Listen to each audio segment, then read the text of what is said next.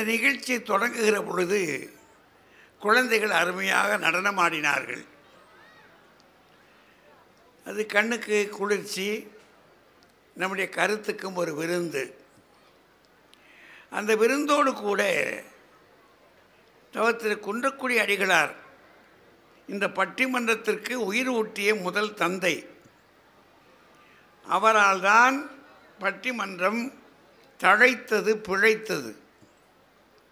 அவருடைய உழைப்பு மிக பெரிது. அது மட்டுமல்ல, மானுடம் ஒன்று என்று கூவு என்று இந்த மனிதத்தை ஒன்றாக ஆக்குவதிலே தன்னுடைய சமயத்தை நெருக்கடிகள் வந்தாலும் கூட தான் தனித்து நின்று எப்படி வழிகாட்ட வேண்டுமோ அப்படி வழிகாட்டிய பெருமகன் அவர். அந்த பெருமகனுடைய வழியிலே இந்த நிகழ்ச்சியை இன்று நடத்தி காட்டிய இந்த கலைக்குழுவினருக்கும், நடித்த பிள்ளைகளுக்கும், நடனமாடிய பிள்ளைகளுக்கும் என்னுடைய வாழ்த்துக்கள், பாராட்டுக்கள். சிவகங்கையில் ஆண்டுதோறும் வர்றோம். இது 4வது நிகழ்வு. அநேகமாக நான் 1958 ஆண்டிலிருந்து எனக்கும் சிவகங்கைக்கும் நிறைய தொடர்பு. இங்கே அடிக்கடி பேச வந்திருக்கிறேன். சிவகங்கை எங்களுடைய பேச்சுகையை வளர்த்தது. கொஞ்சம் பேச கற்றுக்குங்கடா அப்படின்னு வளர்த்தது அது. இதனுடைய மேடைகளில் நாங்கள் குழந்தையாக ஏறினோம். அது எங்களுக்கு தட்டி கொடுத்தது. இந்த மக்கள் கேட்டு பழகியவர்கள். அவர்களுடைய காதுகள் தோற்கப்படாத அல்ல, தோற்கப்பட்ட செவிகள். கேட்டு கிறுகிறுத்து போகின்ற மக்கள், பாராட்ட தெரிந்த பண்பாளர்கள். அதனால் இந்த இடத்துல வந்து நாங்கள் பேசுவதற்கு எங்களுக்கு ஒரு மகிழ்ச்சி. அதுவும் புத்தக திருவிழா அப்படின்னா ஞான திருவிழா. அது நம்ம கோயிலுக்கு போகிறோம் நம்முடைய சமயங்களில், அது பக்தி திருவிழா. அது இறைவனோடு கூட நம்ம ஒன்றிக்க வேண்டும் என்ற ஒரு உணர்வு அது தேவைப்படுது பலருக்கு. சிலருக்கு இல்லை, அதை கடந்து போயிடலாம் அப்படின்னு நினைக்கிறாங்க. 2 பேரும் ஒன்று தான், ஒரு எல்லையிலே சந்திக்க போகிறாங்க கடைசியாக. அதில் வேறுபாடுகள் ஊர்தோறும். நம்ம ஊர் சாமிக்கு அமெரிக்கா தெரியாமல் போச்சு, அமெரிக்க சாமிக்கு நம்ம ஊர் தெரியல. கொரோனா வந்தபோது 50 சாமியையும் வீட்டுக்குள்ளே போட்டு, கோயிலுக்குள்ளே போட்டு பூட்டி விட்டோம். நம்ம போய் ஒளிஞ்சிக்கிட்டது மட்டும் இல்லை, நான் ரொம்ப எதிர்பார்த்தேன் இந்த கொரோனா வந்திருக்கிற போது ஏதாவது ஒரு சாமி வெளியே வந்து ஊருக்குள்ளே வந்து, ஒருவரும் பயப்படாதீங்க, என்னுடைய பிள்ளைகடா நீங்கள் எதுக்குடா இருக்கீங்க இப்படி, ஒன்றும் கவலைப்படாதீங்க, நான் உங்களை காப்பாற்றுறேன் அப்படின்னு எத்தனை சாமியை நம்ம கும்பிட்டோம், எத்தனை சாமியை கும்பிட்டோம். ஏதாவது ஒரு சாமி என் வீட்டுக்கு வரலையா, உங்கள் வீட்டுக்கு வந்திருந்தால் சொல்லுங்கள். நம்ம தான் ஏன் போகிறோம், போய் அங்கே போய் உட்காந்துக்கிட்டு என்னென்னமோ செய்கிறோம், விழுகிறோம், அழுகிறோம், தொழுகிறோம். என்ன செய்கிறது? ஏன்னா நம்ம செஞ்சுருக்கிறது 50 பேரை நல்ல காரியங்கள்லாம் பண்ணியிருக்கிறோம். மனசுக்குள்ளே நமக்கு அது அந்த மட்டுக்கு நம்ம கெட்டிக்காரன், நம்ம நல்லவங்க இல்லை அப்படின்னு நமக்கு தெரியுது பாருங்க. அதுவே பெரிய காரியம். அது தெரிகிற அளவுக்கு இருக்கிறதே பெரிய காரியம். அது ஒரு பெருசு இல்லைங்க. நான் போய் விழியா இன்னையே செஞ்சிட்டான், என்ன அது இல்லையாங்கழுதிய அப்படின்னு ஒரு மாதிரியாக புரட்டுத்தனமாக போயிடாமல் ஒரு எல்லைக்கு வந்த ஒருபாடு நான் யார், என் உள்ளம் யார், ஞானங்கள் யாருன்னு சொல்லி கேட்டு இறைவனை நோக்கி கேட்குறோம் பார்த்தீங்களா, அது சிலருக்கு வாய்க்குது. ஆனால் நம்ம சாமி என்ன செய்யுதுன்னா ஒரு சாமியும் வரமாட்டேங்குது. நாங்கள்லாம் கிறிஸ்தவ கோயிலில் போய் உம்முடைய ராஜ்யம் வருவதாகன்றோம். இன்னைக்கு நேரத்தான் சொல்லிக்கிட்டு இருக்கேன். நான் சின்ன பிள்ளையிலேருந்து போய் சொல்லிக்கிட்டு இருக்கேன், ஐயா உம்முடைய ராஜ்யம் வருவதாக. ஆனால் அவர் சொல்லிட்டார், உங்கள் கையில் இருக்கிற துப்பாக்கிகளை பார்க்கும்போது எனக்கு பயமாக இருக்குடா. ஏன்னா அதை நான் செய்யலையில, அவராக கொடுத்தாரு. நம்ம சாமி கையில் இங்கே ஈட்டியும் கம்பும் கத்தலாவும் இருக்குது. அவங்க மேலே வச்சுருக்கக்கூடியதை பார்த்தா துப்பாக்கியை வச்சுருக்கான். துப்பாக்கி மட்டுமா இருக்குது, இப்போ விண்வெளியிலிருந்து தாக்குறாங்க. இந்த காசா போகிற பாருங்க, எங்கேருந்து எங்கே அடிக்கிறான். அங்கே இதில் பாருங்கள், சோவியத்தும் உக்ரைனும் போடுறது, ரஷ்யாவும் உக்ரைனும் எங்கேருந்து எங்கே தாக்குறான். அப்படின்னா என்ன அர்த்தம்? அதனால் சாமி வருமா? சாமி வந்த மாதிரி நம்ம பையன் ஆடிக்கிட்டே போகிறான். கேட்டால் திடீர்னு நம்ம வீட்டு பொம்பளை அப்படின்னா நமக்கும் உடனே ஒரு மஞ்சள் தண்ணியை தெளித்து வந்துருச்சு அப்படின்றோம். அவ்வளோதானே. அப்போ நமக்கு என்ன செய்ய முடியும்னா, விவரம் இல்லைன்னு தெரியுது. எனக்கு அந்த வருத்தம் உண்டையா. கொரோனா நம்ம பிள்ளைகளை போகிற 2 வருஷம் 3 வருஷத்துக்கு படிக்க விடாமாக்கி பிடிச்சல. எனக்கு அந்த வருத்தம் உண்டு. ஒரு சாமியும் வரலையே. ஒரு சாமியாவது வந்து நம்ம வீட்டு கதவெல்லாம் திறந்து விட்டு, ஏன்டா உள்ளே இருக்கீங்க, வாங்கடா வெளியே, என்னடா என்னையே வேற பூட்டி போட்டுட்டீங்க அப்படின்னு சொல்லியிருக்க கூடுமே அப்படின்னு. சரி, எப்படி நடக்குதோ பார்ப்போம். சரி, ஆக இப்படிப்பட்ட நெருக்கடிகளில் நாம் பல்வேறு புத்தகங்கள் படிக்க வேண்டியிருக்கு. இந்த புத்தக திருவிழாவுக்கு வர்றதற்கே அதான் கோயிலுக்கு போன போது அங்கே பார்த்துக்கிட்டோம், அந்த சாமியை தெரிஞ்சுக்கிடுச்சு.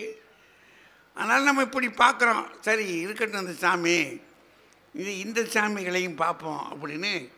இது புத்தக திருவிழா இருக்குது பாருங்கள், இது புதுமை திருவிழா, அறிவு திருவிழா. இது ஒரு அறிவு திருக்கோயில். வேதாத்திரி மகரிஷி சொல்லுவார், அறிவு திருக்கோயில்வாங்க. இது அறிவு திருக்கோயில். இது அதனால் இங்கே வந்து பார்க்குற போது யாரையெல்லாம் பார்க்குறோம். நம்ம ஒரு சாமி புத்தகங்களை பார்க்குறோம். என்னென்ன உலகத்தில் என்னென்ன சமயங்கள் இருக்கோ அத்தனை சமயங்களின் புத்தகங்களையும் பார்க்குறோம். ஒரு சமயம் 2 சமயமா, எத்தனை கலைகள் இருக்கோ, ஆகிய கலைகள் 64னா. எத்தனை கலைகள். நம்ம ஊர் கிழவி கண்டுபிடிச்சது 64. இன்றைக்கி கலைகள்லாம் பார்த்தா எவ்வளவா பெருகி போயிருக்கு. கலைகள் அறிவியலாம் சொல்லி மாடாது. இப்போ இந்த அளவுக்கு வளர்ந்துருக்கோம். அதையெல்லாம் கண்டுபிடிக்கிறதுக்கு, படிக்கிறதுக்கு, தெரிஞ்சுக்கிறதுக்கு நம்ம பள்ளிக்கூடத்துக்கு போய் படித்தோம் பாருங்கள். அதில் கிளம்பி சொல்லிட்டா, கட்டுறது கைமண் அளவுலான்ட்டா. அங்கே நம்ம என்ன சொல்லி கொடுத்தோம்? நான் படித்த படிப்பு தான் இப்போ ஒன்றும் உபயோகம் இல்லை. நான் படித்த என் புத்தகம், எங்கள் பள்ளிக்கூடத்தில் படித்த புத்தகத்தை இப்போ திரும்பி பார்க்குறேன். எங்கள் பையனுக்கு இப்போ இருக்கிற சின்ன பையனை அப்படி ஒரு பார்வை பார்த்து, இதை தான் படித்தீங்களா, பேசாதீங்க. எங்கள் புத்தகத்தை பார்த்தீங்களா, அவன் இப்படி வச்சுருக்கான். எங்களுக்கு புத்தகம் இதுக்கு மேலே இருந்தது இல்லையா. கல்லூரிக்கு போன போது கொஞ்சம் பெருசாக இருந்துச்சு, அது காசு போட்டு வாங்க முடியல, அவ்வளோதான். ஆனால் இன்றைக்கி இந்த பயலுக்கு வச்சுருக்கிற புத்தகத்தை பார்த்தோம்னா ஒரு தலையணை மாதிரி வச்சுருக்கான். ஒரு புத்தகம் மேத்ஸ்ன்னு சொல்கிறான், அதை பார்க்கவே நமக்கு பயமாக இருக்குது. இப்போ அந்தளவுக்கு புத்தகம் வைக்கிறான். நேற்று இருந்தவனை விட இன்றைக்கு இருக்கிறவன் புதிய புதிய புதிய புதிய வளர்ச்சி. நேற்று நான் என்னவா இருந்தனோ என்னமோ அன்னைக்கு ஒரு டிகிரி கொடுத்தா அன்றைக்கி என்கிட்ட கையில் படிச்சுக்கிட்டாங்க, இவர் ஒரு வாத்தியார் கேட்டுக்கிடுவோம் அப்படின்னு. ஆனால் இன்றைக்கி இருக்கிற அறிவையும் இன்றைக்கி இருக்கக்கூடிய வசதிகளையும் வாய்ப்பையும் பார்க்கும்போது அவ்வளவு வளர்ந்துருக்கு. அப்படி ஒரு உலகம் வந்துருச்சு. அதில் இங்கே இங்கே பூரா முழுக்க முழுக்க நம்ம கோவிலுக்கு போனால் நம்ம சாமிகள் பேசலை. இங்கே வந்தோம்னா அறிஞர்கள் பேசுகிறாங்க. அந்த அறிஞர்களுடைய புத்தகத்தை வாங்கி திறந்த உடனே அவங்க பேச ஆரம்பிச்சிடுறாங்க. நீங்கள் யாரோடு பேச விரும்புகிறீர்கள் என்பது உங்களுடைய சாய்ஸ். நீங்கள் விரும்புகிறது யாரோடு நான் பேசணும் அப்படின்னா பார்த்து வாங்கி பார்க்கலாம். எல்லா சமயங்களையும் எடுத்து பார்க்குறோம். எல்லா நூல்களையும் படிக்கணும். ஆசை தான் சார், காசு இல்லை, வாங்கிட்டு போனால் வீட்டில் பத்திரமா வைக்கிறதுக்கு வழி இல்லை, இப்படிலாம் சொல்கிறதெல்லாம் கொஞ்சம் அதிகபட்சம். வாசிக்கணும், படிக்கணும். சாம்போதும் தமிழ் படித்து சாக வேண்டும்னா ஒரு அறிஞன், நான் சாகிற போது கூட தமிழை படித்து சாகணும்னா, கார்ல் மார்க்ஸ்ன்ற ஒரு அறிஞன் படிச்சுக்கிட்டு இருக்கும்போதே புறப்பட்டான் பரலோகத்துக்கு. அவன் ஈசி சேரில் உட்காந்து படிச்சுக்கிட்டு இருந்தான். அப்படியே போனவன் தான், முடிஞ்சு போச்சு கதை. இப்போ அந்த மாதிரி படிக்கணும். படி படி படி. பாரதிதாசன் சொல்லுவார், விடாமல் படி. பெண் குழந்தைகளுக்கெல்லாம் அப்படி சொல்கிறார். அப்போ அப்படி படிக்கிறதுக்கு இடம் தரக்கூடியது இந்த அறிவு திருக்கோயிலாக இருக்கக்கூடிய புத்தக திருவிழா. அந்த திருவிழாவை எடுத்து செய்வதற்கு இடர்பாடு எத்தனை இருந்தாலும் அதை தள்ளி வைத்து விட்டு செய்து கொண்டிருக்கக்கூடிய இந்த அரசு அதிகாரிகள் அத்தனை பேருக்கும் அவர்களுடைய உழைப்பிற்கு பலன் தருகிறார் போல் அவர்களுக்கு மரியாதை கொடுத்து வருகிற பெரியவர்களுக்கும் என்னுடைய வாழ்த்துக்களையும் வணக்கங்களையும் நான் திரும்பவும் கூறிக்கொள்ளுகிறேன். இந்த சூழலில் இன்றைக்கு நாம் ஒரு வினாவை எழுப்பியிருக்கிறாங்க. வாழ்க்கையில் உயர்வு பெறணும். வாஸ்தவம் தானே? நேற்று இருந்த மாதிரியே இன்றைக்கி இருந்துக்கிறப்படாது. பள்ளிக்கூடத்தில் கொண்டு போய் பிள்ளைய பள்ளிக்கு வைக்க சேர்க்குறோம். சேர்த்து 2 நாளைக்குள்ளே அந்த பையன் வரும்போதே அம்மா அவன் சில பேர் என்ன செய்யறான், சிலேட்டை இப்படியே தூக்கிட்டே வர்றான். ஏன் மார்க் வாங்கியிருக்கான், அவன் டீச்சரு 100க்கு 100 அப்படின்னு போட்டிருப்பாங்க.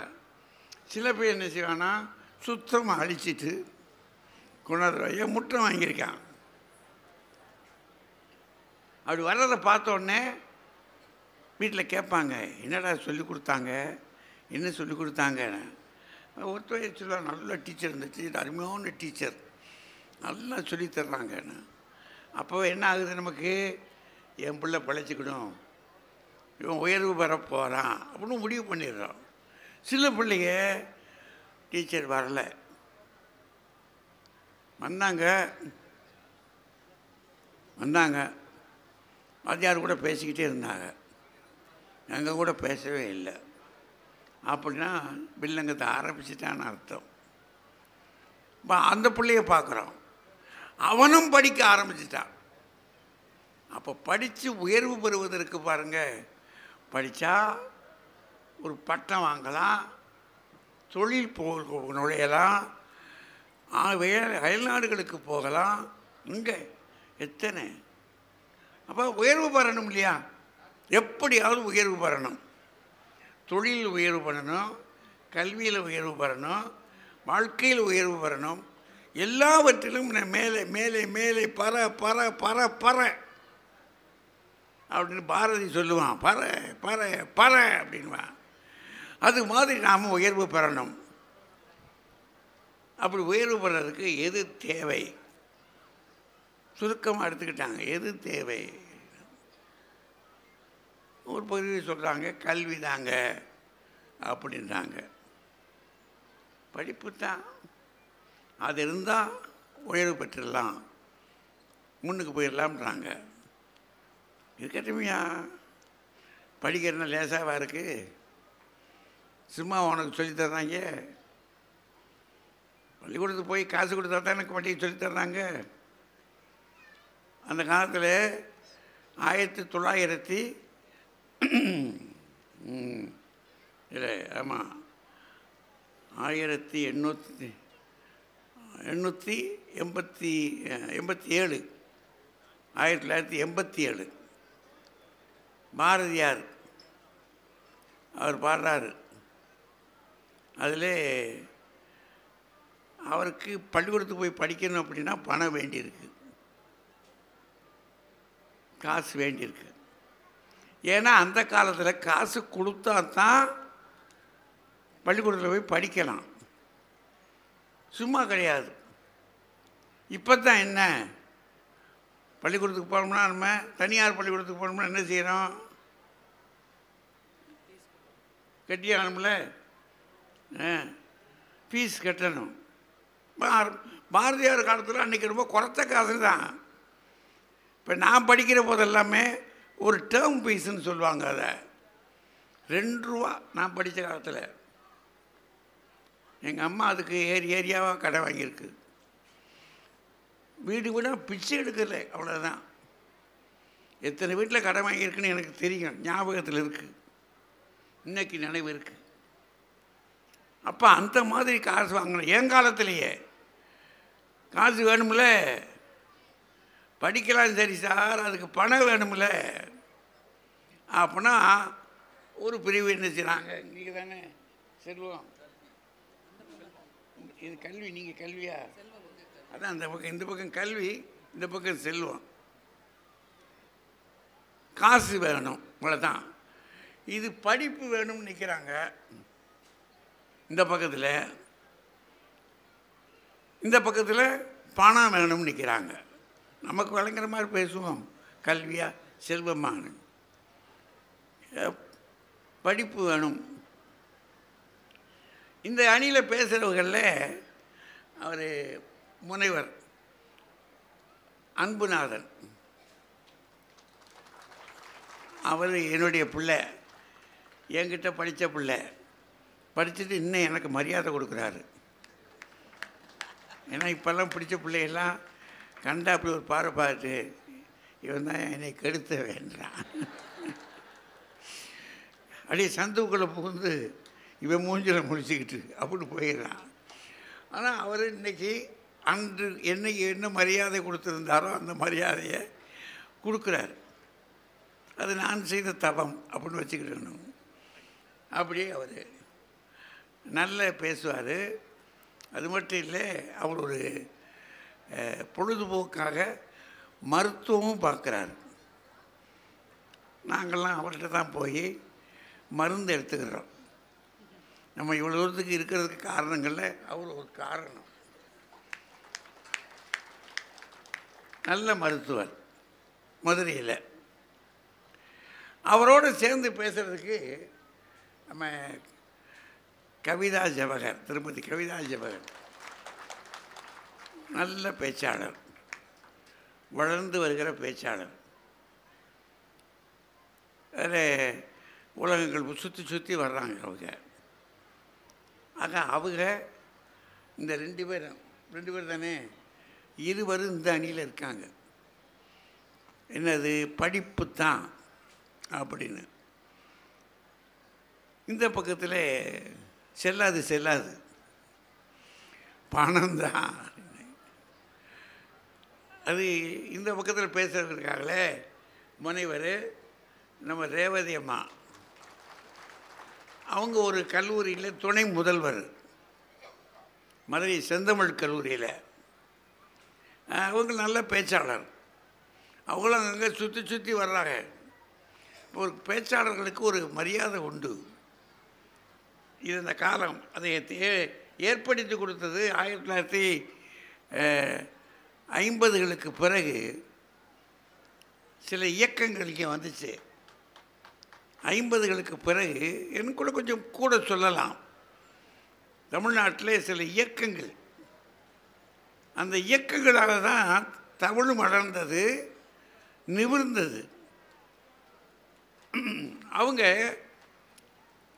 சாதாரண தெருவோரத்து மக்களை எல்லாம் ஒன்று கூட்டி இந்த நாட்டுக்குள்ளே ஒரு உயர்வு வர வேண்டும். அதனால் அவங்க போட்டாங்கன்னா பேரையே முன்னேற்றம் அப்படின்னு வச்சாங்க.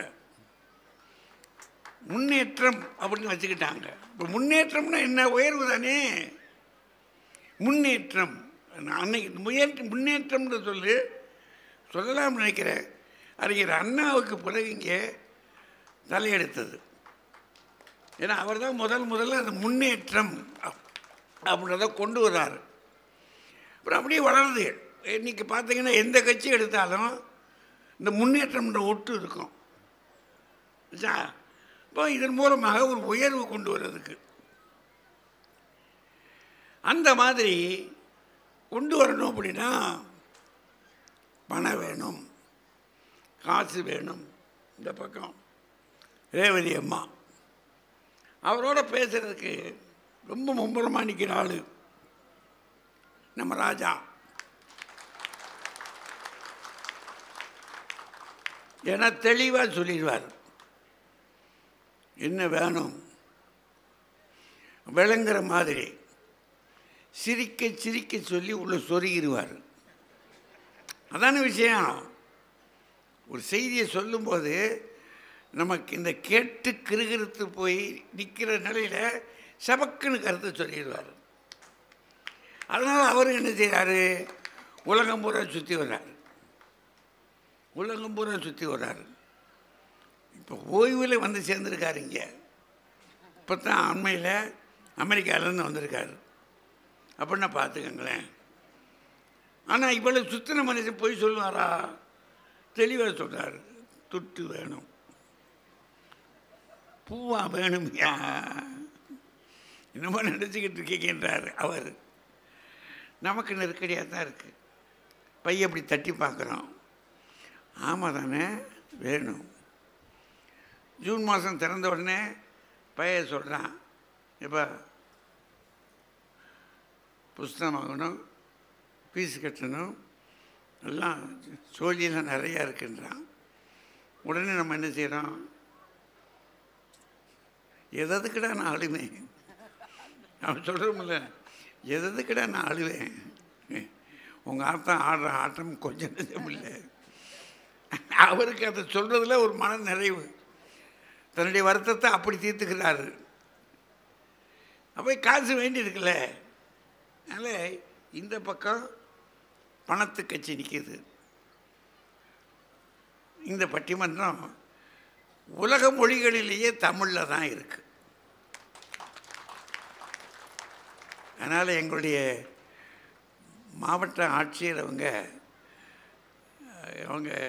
நம்முடைய சகோதர மாவட்டம்தான், மாநிலம்தான், கேரளாவிலேருந்து வந்திருக்காங்க. அவங்களுக்கு இது புதுமையாக கேட்டிருப்பாங்க எங்கேயாவது. ஆனாலும் என்ன போட்டுக்கிட்டு இங்கிட்டு ஒன்று சொல்கிறாங்க, அங்கிட்டு ஒன்று சொல்கிறாங்க, ஒரு முடிவு இல்லாமல் கத்துறாங்க என்னத்துக்கு அப்படின்னு. ஏன்னா கருத்தரங்குகளில் வளர்ந்தவங்க. ஒரு ஐஏஎஸ் படிக்கிறதுனா எளிதான காரியமாக அவ்வளோத்துக்கு படிச்சிருக்காங்க. படித்தவங்க இதுக்கு அதான் தெரியுதுல்லைன்னா ஆனால் சொல்ல மாட்டாங்க என்ன தெரியுதுன்னு, எது வேணும்னு சொல்ல மாட்டாங்க. இப்போதைக்கு சொன்னால் முடிவாகி போயிடும். ஆனால் அவங்க இருந்து கேட்கலாம்னு கொஞ்சம் நேரம் உட்காந்துருக்காங்களே, அதற்காக கூடுதலாக ஒரு நன்றி. ஏன்னா அவங்கள ஆட்சி பொறுப்பு இருக்கிறவங்களுக்கெல்லாம் கொஞ்சம் சிரமம் இருக்குது. அதுக்கடையில் உட்காந்து கேட்குறாங்க, அவங்க நேரத்தை செலவிடுறாங்கன்னா பெரிய காரியம். அதனால்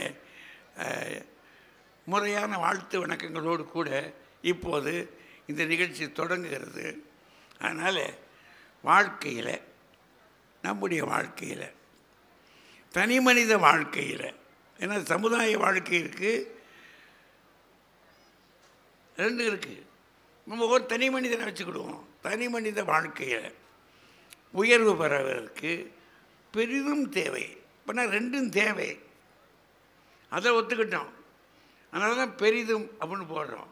தேவை எது? கல்வியா, செல்வமா? இனி அவர்கள் நீங்கள் அவர்களை உங்கள் முன்னாடி இறக்கி விடுறேன். உங்களுடைய தீர்ப்பை பிறகு நான் வாங்கிக்கிறேன். நன்றி, வணக்கம். இப்போது வாழ்க்கையில் உயர்வு பெற பெரிதும் தேவை கல்வியே என்ற அணி தொடங்குகிறது. முனைவர் அன்புநாதன் அவர்கள் இப்போது தொடர்கிறார். அதிகாரிகள் மற்றும் அனைவருக்கும் என்னுடைய அன்பான வணக்கங்கள். இந்திய விடுதலையில் பல போராளிகள் இருந்திருக்கின்றார்கள். அதில் முதல் ஒரு பெண் விடுதலை போராளி என்றால் இந்த மண்ணுக்கு சொந்தக்காரியான வீரமங்கை வேலு நாச்சியார். அந்த மண்ணிலிருந்து வந்திருக்கக்கூடிய ரசிக பெருமக்கள் அனைவருக்கும் என்னுடைய மாலை வணக்கங்கள். நடுவர் அவர்களே, அரசியலில் இந்த கட்சி விட்டு கட்சி மாறினாங்கன்னு வச்சுங்களேன், அதுக்கு தடை செய்வதற்கு சட்டம்லாம் இருக்குது. ஆனால் இப்போ பட்டிமன்றத்தில் இப்படி அணி விட்டு அணி தாவுறாங்க. அதுக்கு நம்ம ஒரு கட்டாயமாக ஒரு சட்டம் போடணும். அதாவது பிறப்புரிமை இருந்தாலும் படிப்பினால் உயர்ந்த 2 பேர் அந்த பக்கத்தில் உட்காந்துக்கிட்டு செல்வம்னு பேசுறதுக்கு வந்திருக்காங்க. ஒருத்தர் கல்லூரியில் துணை முதல்வராக இருக்காங்க. ஆமாம், அவங்க முழுவதுமாக கல்வியை தான் அங்கே போதிக்கிறாங்க. ஏன்னா மாணவர்களுடைய முன்னேற்றத்திற்கு கல்வி வேணும்னு அங்கே பேசிட்டு இங்கே வந்து செல்வம்ன்றாங்க. இல்லை, அவங்க சம்பளத்தை நம்பி இருக்கிறாங்க. அந்த பக்கம் பார்த்தீங்கன்னா நம்ம ராஜா சார் ஆச்சரியமாக இருக்குது. அவர் அந்த பக்கத்தில் உட்காந்துருக்கிறாரு. கல்வியினாலேயும் கல்வி கொடுத்த திறமையினாலேயும் நீங்கள் சொன்னது போல் பட்டிமன்றத்தில் மட்டும் இல்லை, நம்ம சூப்பர் ஸ்டார் சொன்னது மாதிரி சிங்கிளாகவே போய் கலக்கிக்கிட்டு இருக்கார் பல இடங்களில் போய். அவர் கலக்கிறதுக்கு காரணம் அவருடைய கல்வியும் அதனால் வளர்த்து கொண்ட திறமையும் தானே தவிர சூப்பர் ஸ்டாருடைய மாமனாராக படத்தில் நடித்தது காரணம் இல்லை. இல்லை, அது இல்லவே இல்லை. பணமும் இல்லை. ஆனால் அவர் பணத்தை பேங்க்கில் போய் உட்காந்துட்டார்.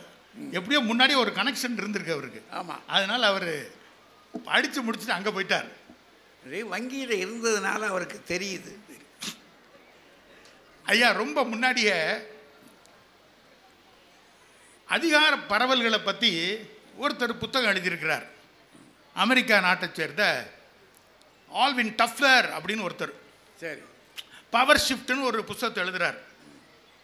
உலகம் தோன்றிய நாளிலிருந்து இந்த அதிகாரம் எப்படி பரவி போகின்றது, நகர்ந்து போகின்றது அப்படின்றத பற்றி எழுதுகிறார். எழுதும் பொழுது அவர் அருமையாக ஆராய்ச்சி நூலது. ஒரு ஃபியூச்சராலஜிஸ்ட். அவர் என்ன சொல்கிறார் அப்படின்னா, முதல்ல மனிதன் தோன்றிய காலத்தில் மிருகங்களோடு வேட்டையாட வேண்டி இருந்தது. ஓடி வாழ்வா சாவா போராட்டம். அன்றைக்கு பலம் மட்டுமே முக்கியமாக கருதப்பட்டது. ஸோ பலசாலிகள் அன்றைக்கு அதிகாரத்தை கையிலே வைத்திருந்தார்கள். கொஞ்சம் நாட்களிலே நுணுக்கங்கள் கத்தியால் அல்லது ஒரு கூர்மையான ஆயுதத்தால் அல்லது எப்படி போய் நேக்கா கல்வி தோன்றிய காலம் அது. இதெல்லாம் கல்விதான். அந்த மாதிரி நுணுக்கமாக வேட்டையாட தெரிந்தவர்கள் கையிலே அதிகாரம் சென்றது. கல்வியின் பக்கம் திரும்பியது.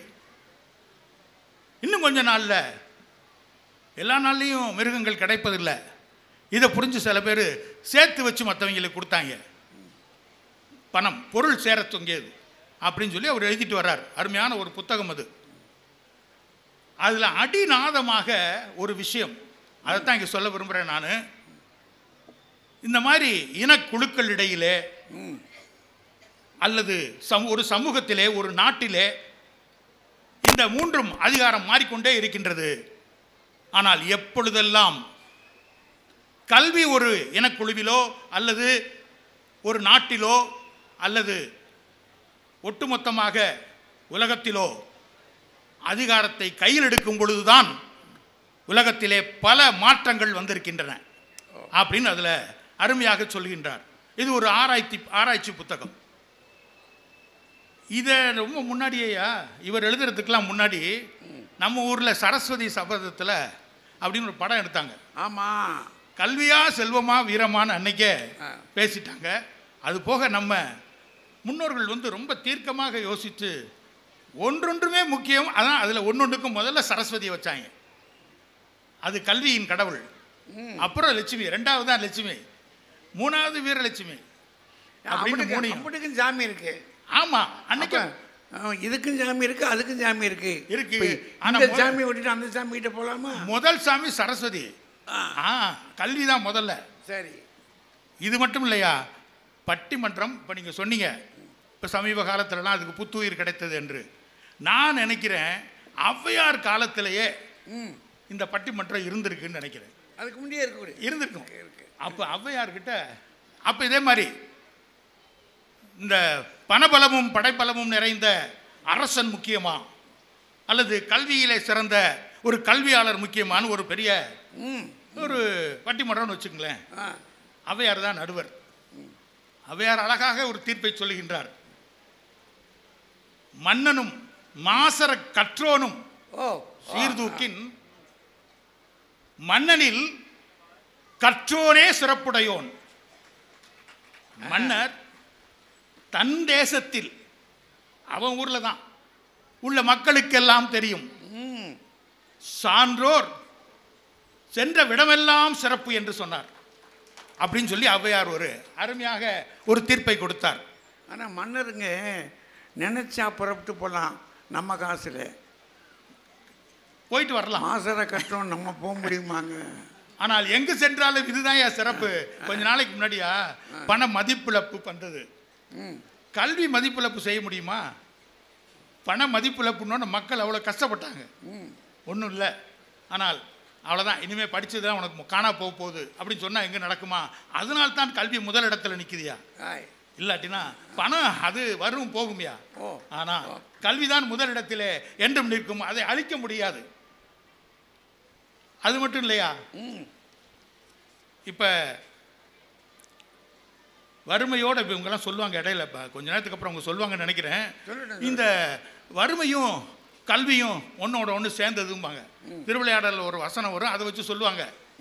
அதெல்லாம் கிடையாதுயா, பிரிக்க முடியாது எதுவோ அப்படின்னு வரும். உடனே இவங்க ரெண்டு பேர் சொல்லுவாங்க, ஆனால் அதெல்லாம் சொல்ல முடியாது. ஏன்னா இந்த வறுமைன்றது படித்தவன்ட்டையும் இருக்கும் படிக்காதவன்ட்டையும் இருக்கும். அது கல்விக்கு அதுக்கு சம்மந்தம் கிடையாது, அவருடைய வாழ்க்கை முறையை வச்சு தான் அது. இப்போ இப்படி யோசிச்சு பார்ப்போம். பாரதியார் பெரிய மகா கவி, வறுமையிலே வாடினார். ஒருவேளை அவர்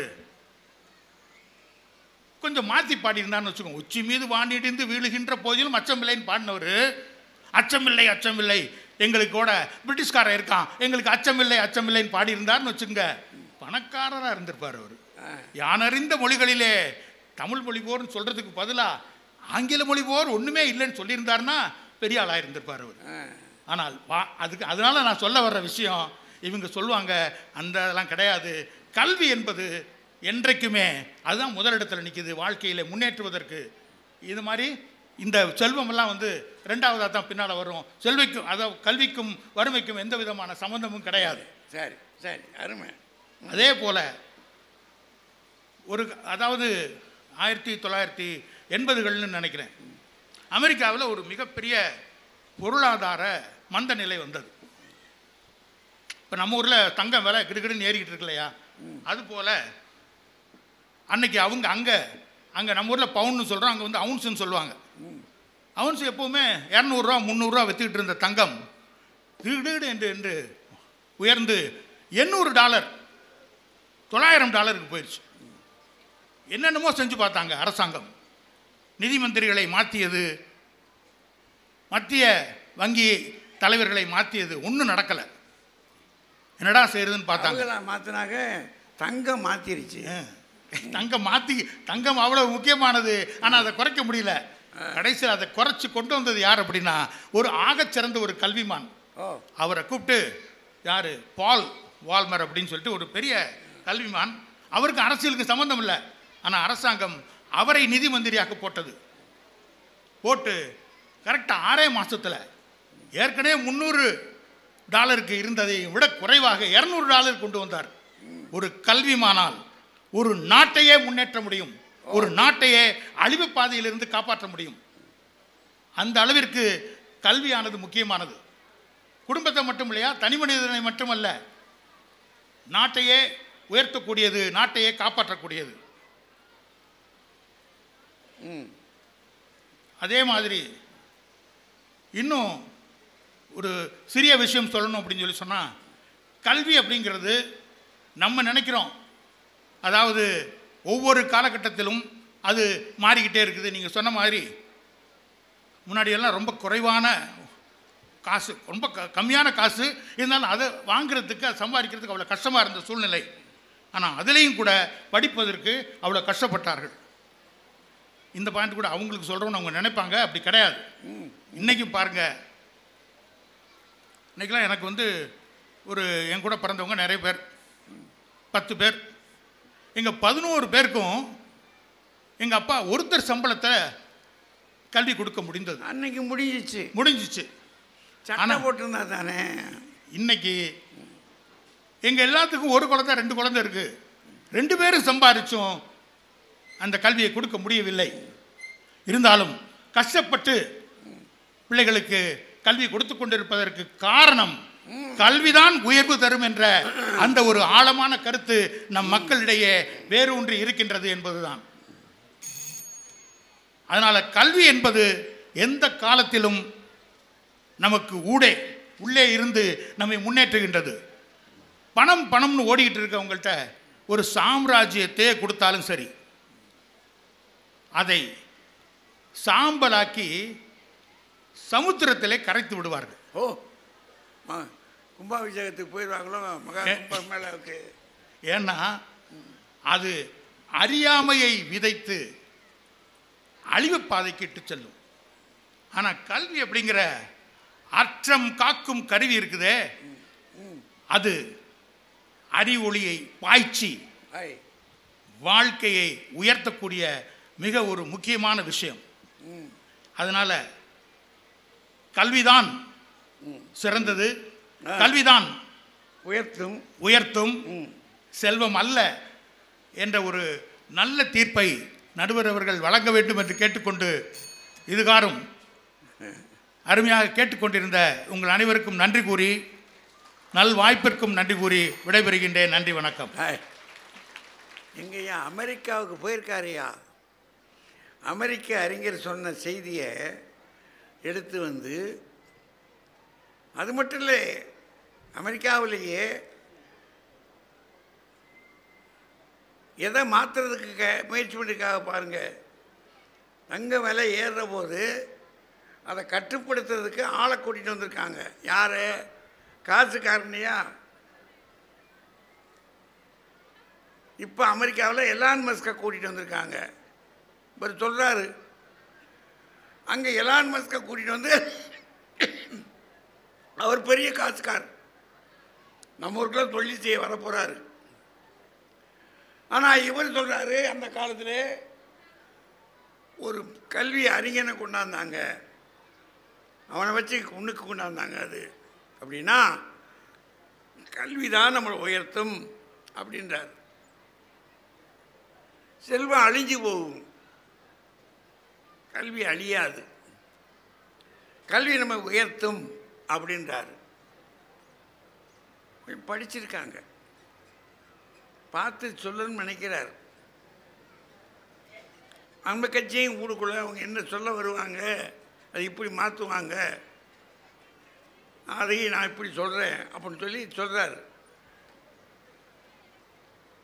இப்போ நமக்கு இதை கேட்குற போது, இப்படி விஷயம் இருக்கா அதில், நமக்கு தெரியலையப்பா, யோசிக்கிறோம்.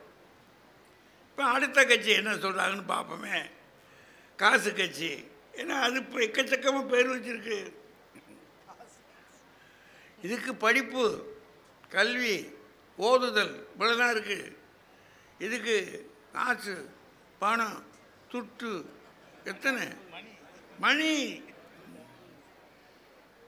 டப்பு, எத்தனை பேர் இருக்கு அதுக்கு.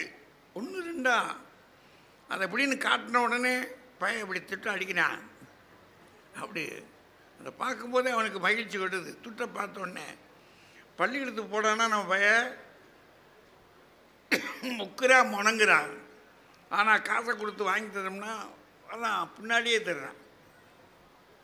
இப்போ பணத்துக்காரங்க என்ன சொல்கிறாங்கன்னு கேட்கணும்ல. வாங்கம்மா. நடுவர் அவர்களே, வாழ்க்கையில் உயர்வு பெற எது அதிகமாக தேவை அப்படின்னு ஒரு கேள்வி. சாதாரண கேள்வி. ஆமாம். இப்போ இதற்கு எனக்கு முன்னால் பேசிய வணக்கத்துக்குரிய டாக்டர் ஐயா வந்து பேசும்போது அமெரிக்கா வரைக்கும் நம்மளை கூட்டிகிட்டு போய் சுற்றி கூட்டிகிட்டு வந்து விட்டுட்டாங்க இல்லையா? நமக்கு தெரியாதுல்ல. ஆமாம், தெரியாது, நாங்கள் போகலை ஐயா. ஆனால் ஐயா சொன்ன ஒரு விஷயம் என்னவா, கல்வியா செல்வமா என்று கேட்டால் முதலில் வருவது கல்விதான் அப்படி நம்ம ஒரு அவர் சொல்றாங்க. செல்வம் ரெண்டாவது தானே வருது, அது ரெண்டாவது தானே வருதுன்னாரு. நாங்க லேட்டா வந்தாலும் லேட்டஸ்டா வர்ற ஆட்களுங்கய்யா. எப்படிப்பட்ட அது எவ்வளவு முக்கியமானதுங்கிறத மறந்துடக்கூடாது.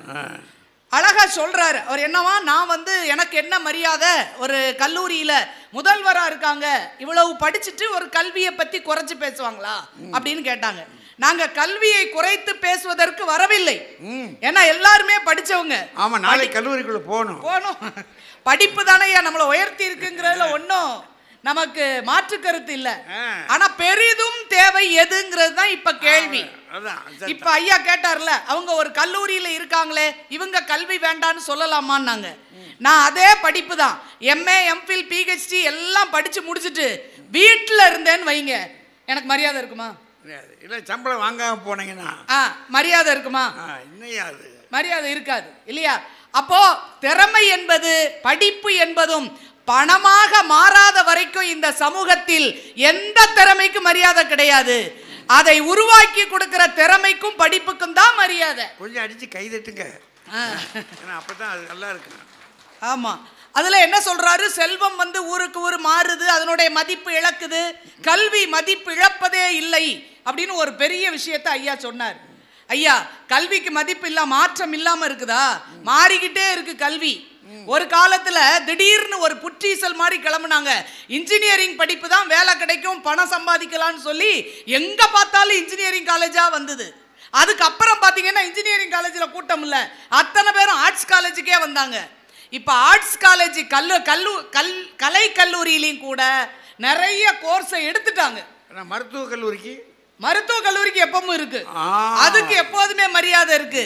ஆனா கலை கல்லூரியில கூட சில பிரிவுகளை எல்லாம் எடுத்து விட்டார்கள் என்றால், எப்ப அதனால பணம் சம்பாதிக்க முடியாது என்று தோன்றுகிறதோ உடனே அந்த கல்விக்கே மதிப்பில்லாமல் போகிறது என்றால், அதைத்தான் நாங்க சொல்றோம், கல்வியிலும் மாற்றங்கள் இருந்து கொண்டேதான் இருக்கிறது. இதுக்கு எங்க போயிட்டாரு, ஔவையார போய் கூட்டிட்டு வந்தார். எப்படி? மன்னனும் மாசற கற்றோனும் ரெண்டு பேர் வரும்போது மன்னனை விடவும் கற்றவனுக்கு தானே பெருமைன்னாரு. அவ கையில காசு இல்லாம திருவா தெரிஞ்சவா. ஆமா, கூழுக்காக கவி பாடுனேன்னு ஊர் பூரா தெரிஞ்சது பாவம் அந்த அம்மா. நான் அது இருக்கட்டுங்கய்யா, இலக்கியத்துல இருக்கு, அதை மதிப்போம். இப்ப நடைமுறை வாழ்க்கைக்கு வந்துருங்களேன். கற்றவனை விட எப்படி சொன்னாரு, மாசற கற்றவனும் மன்னனும் வரும்போது கற்றவனுக்கு தான் பெருமைனார் இல்லையா? இப்ப நம்ம நடைமுறை வாழ்க்கையில எடுத்துக்குவோம். இந்த திருவிழாவுக்கு புத்தக கண்காட்சிக்கு மினிஸ்டர் வராருன்னு வச்சுக்குவோம், அவர் தானே இப்ப நமக்கு மன்னர் மாதிரி.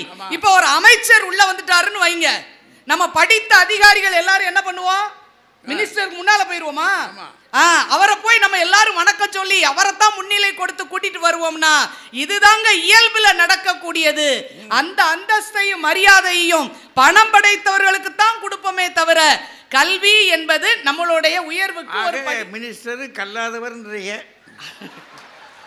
அந்தஸ்து இருக்கு இல்லையா? படிச்ச அமைச்சர்களும் இருக்கலாம், படிக்காதவங்களாவும் இருக்கலாம். அந்தஸ்துன்னு ஒண்ணு இருக்குல்ல ஐயா, இந்த காலத்துல மன்னர்களுக்கு சமமா அவங்கள வச்சு பார்க்கலாம்ல. அப்ப இலக்கியம்னு ஒண்ணு இருந்தா இயல்பான வாழ்க்கையில என்ன இருக்குங்கிறத நீங்க நினைச்சு பார்க்கணும்.